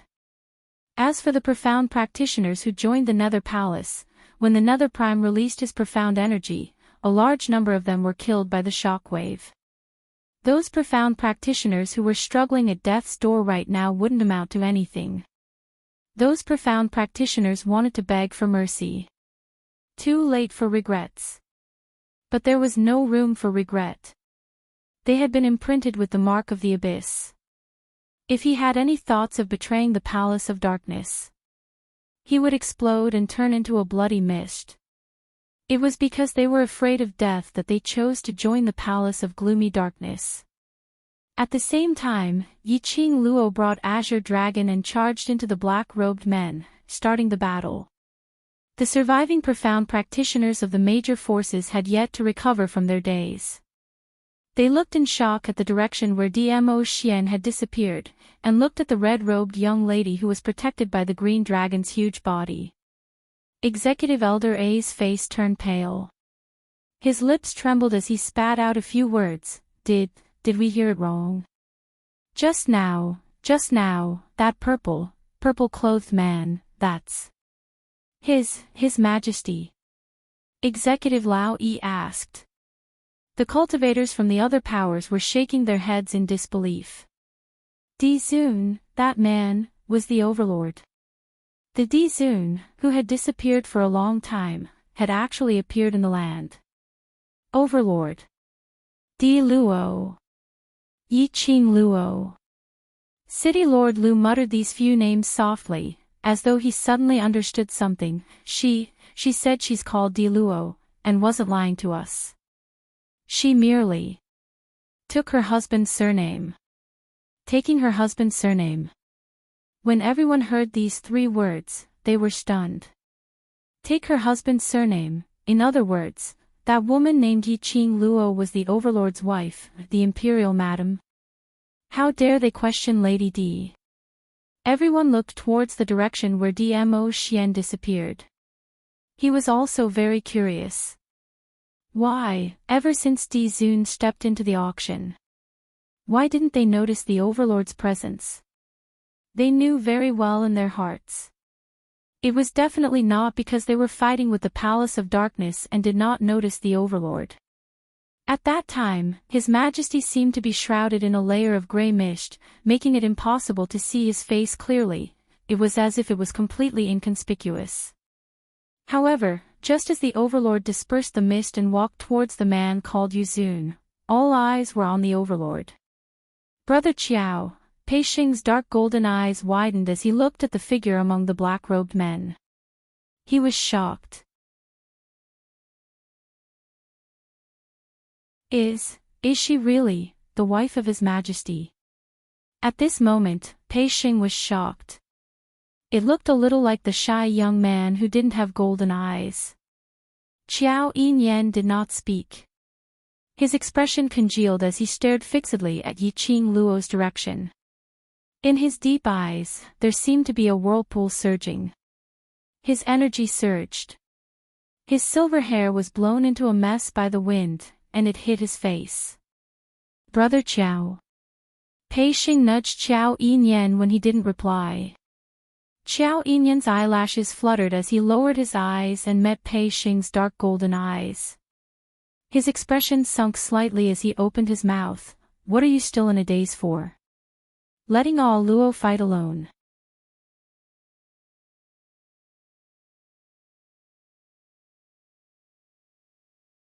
Chapter 3759. Pei Xing scratched his head, feeling that Qiao Yinyan's reaction was a little strange. Suddenly, a slap landed on the back of his head. Old Lai snorted, just a blockhead like you, what can you understand? Hurry up and go over to help, what a waste of the energy that you had just ignited. After saying that, he leaped into the air, stepped on Pei Xing's shoulder, and charged into the battlefield. Pei Xing was dumbstruck from being stepped on. But, seeing the both of them fighting on the battlefield, scratching the back of his head, he also charged in. The 3 of them made the various powerhouses cultivators react to the shock. They didn't hesitate any further as they swiftly charged into the battlefield. There weren't many dead corpse puppets on the Nether Palace's side. To be able to persist till now, was merely because of their undying and indestructible physique. Even if the various powerhouses cultivators suffered heavy losses.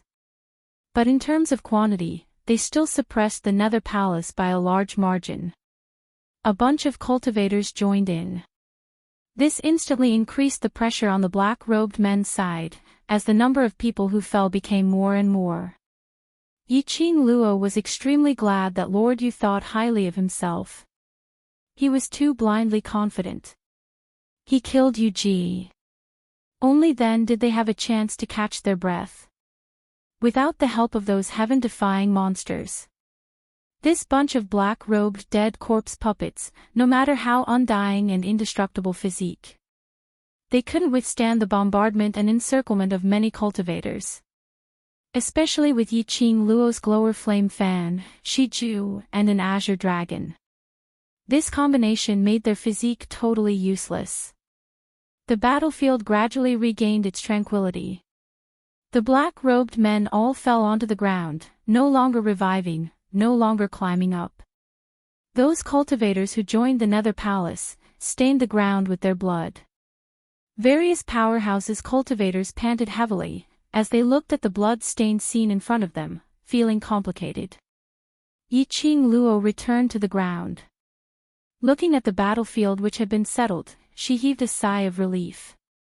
She hugged Shiju, which had transformed into a leopard, into her arms. Imperial Madam, we've finally settled these monsters, what should we do next? Executive Elder's attitude towards Yiqing Luo was much more respectful. Hearing Executive Elder's question, everyone's gazes immediately turned over. These Nether Palace monsters have been settled. But how do we walk out of the auction? If we continue to be trapped here, we will die sooner or later. Furthermore, have you guys noticed that the yin energy around us is getting thicker and thicker? I feel like I'm even breathing in a mouthful of cold air. Everyone was flustered. But due to Yiqing Luo's status, they only dared to complain in a low voice. Yiqing Luo's gaze swept across the surroundings. Indeed,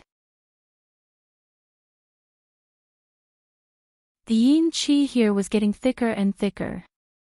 This meant that the formation was assimilating into the auction. If he didn't think of a way to leave the auction, he would be dead.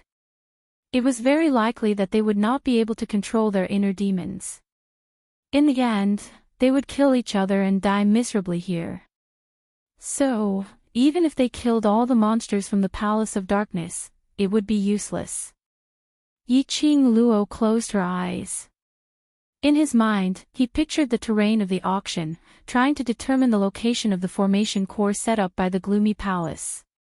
As long as there was an opportunity to break the formation, he would definitely be able to break through this formation. After closing his eyes, his other senses would become extremely clear. Yiqing Luo's ears suddenly twitched. She swiftly opened her eyes as her gaze fell onto the ground. What's the matter? Executive Elder was shocked by Yiqing Luo's sudden action.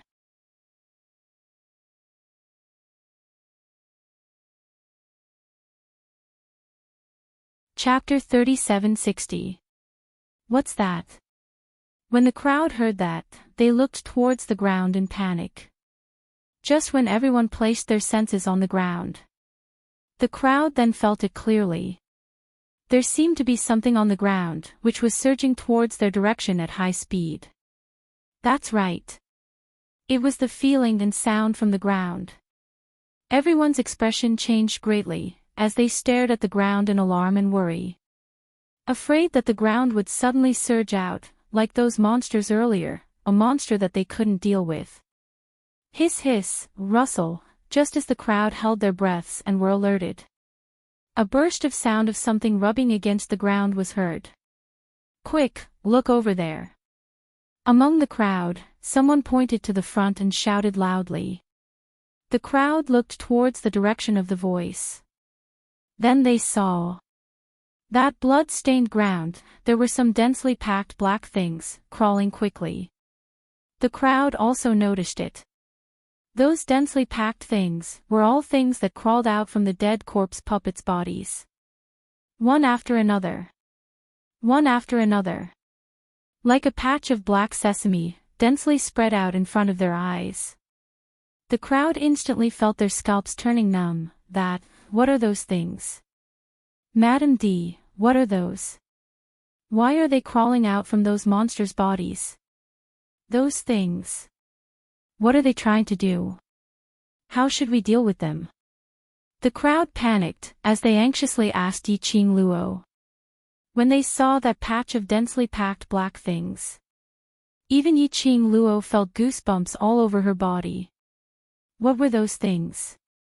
Even if they asked her, she didn't know. Previously, when they crossed hands with this bunch of dead corpse puppets, other than the dead corpse puppets oozing out yin qi, there was no such situation. Although she couldn't guess what those black things were. But Yiqing Luo was certain. Those things were absolutely not any weaker than that white teeth, blood teeth. Furthermore, these things were even scarier. That is corpse puppet goo. The green dragon seemed to have recognized those things, as its whiskers floated up. Its body suddenly made a turn. It spat out a burst of dragon's breath, as it blew those black things which were nearing quickly, back. The dragon's breath swept up the wind, covering the sky and covering the earth, densely packed black things, densely laid out in front of them. Then it landed on the ground, and speedily rushed towards their direction. When the azure dragon was blowing his dragon breath, Yiqing Luo finally saw the ground clearly. What exactly were those densely packed things? They were black bugs about the size of a fingernail, one on top of the other. Densely packed together, they spread out. Corpse puppet parasite. Yiqing Luo repeated the name that Azure Dragon said. Parasite. That bug is a goo. The green dragon speedily swept up Yiqing Luo as she floated up into mid-air. What exactly is the corpse puppet parasite?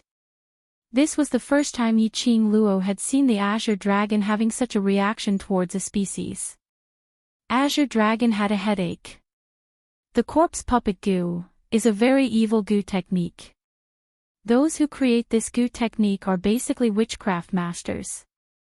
I'm afraid the Dark Palace is purposely using these corpse puppet goo to destroy the entire land. Yiqing Luo found out from the green dragon's mouth.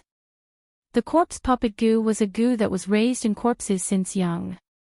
It needed all kinds of corpses as fodder, and after being irrigated with fresh blood, the goo worms would be nurtured. This kind of insidious goo worm, don't look down on its small size. You're tuning into the LoveLore Library YouTube channel. We're so grateful for your support, and don't forget to subscribe to join us on this incredible journey through captivating stories. Your generosity through donations truly makes a world of difference, as it's the primary source of revenue that allows me to expand and enhance this channel for you. Thank you from the bottom of my heart for being a part of this adventure.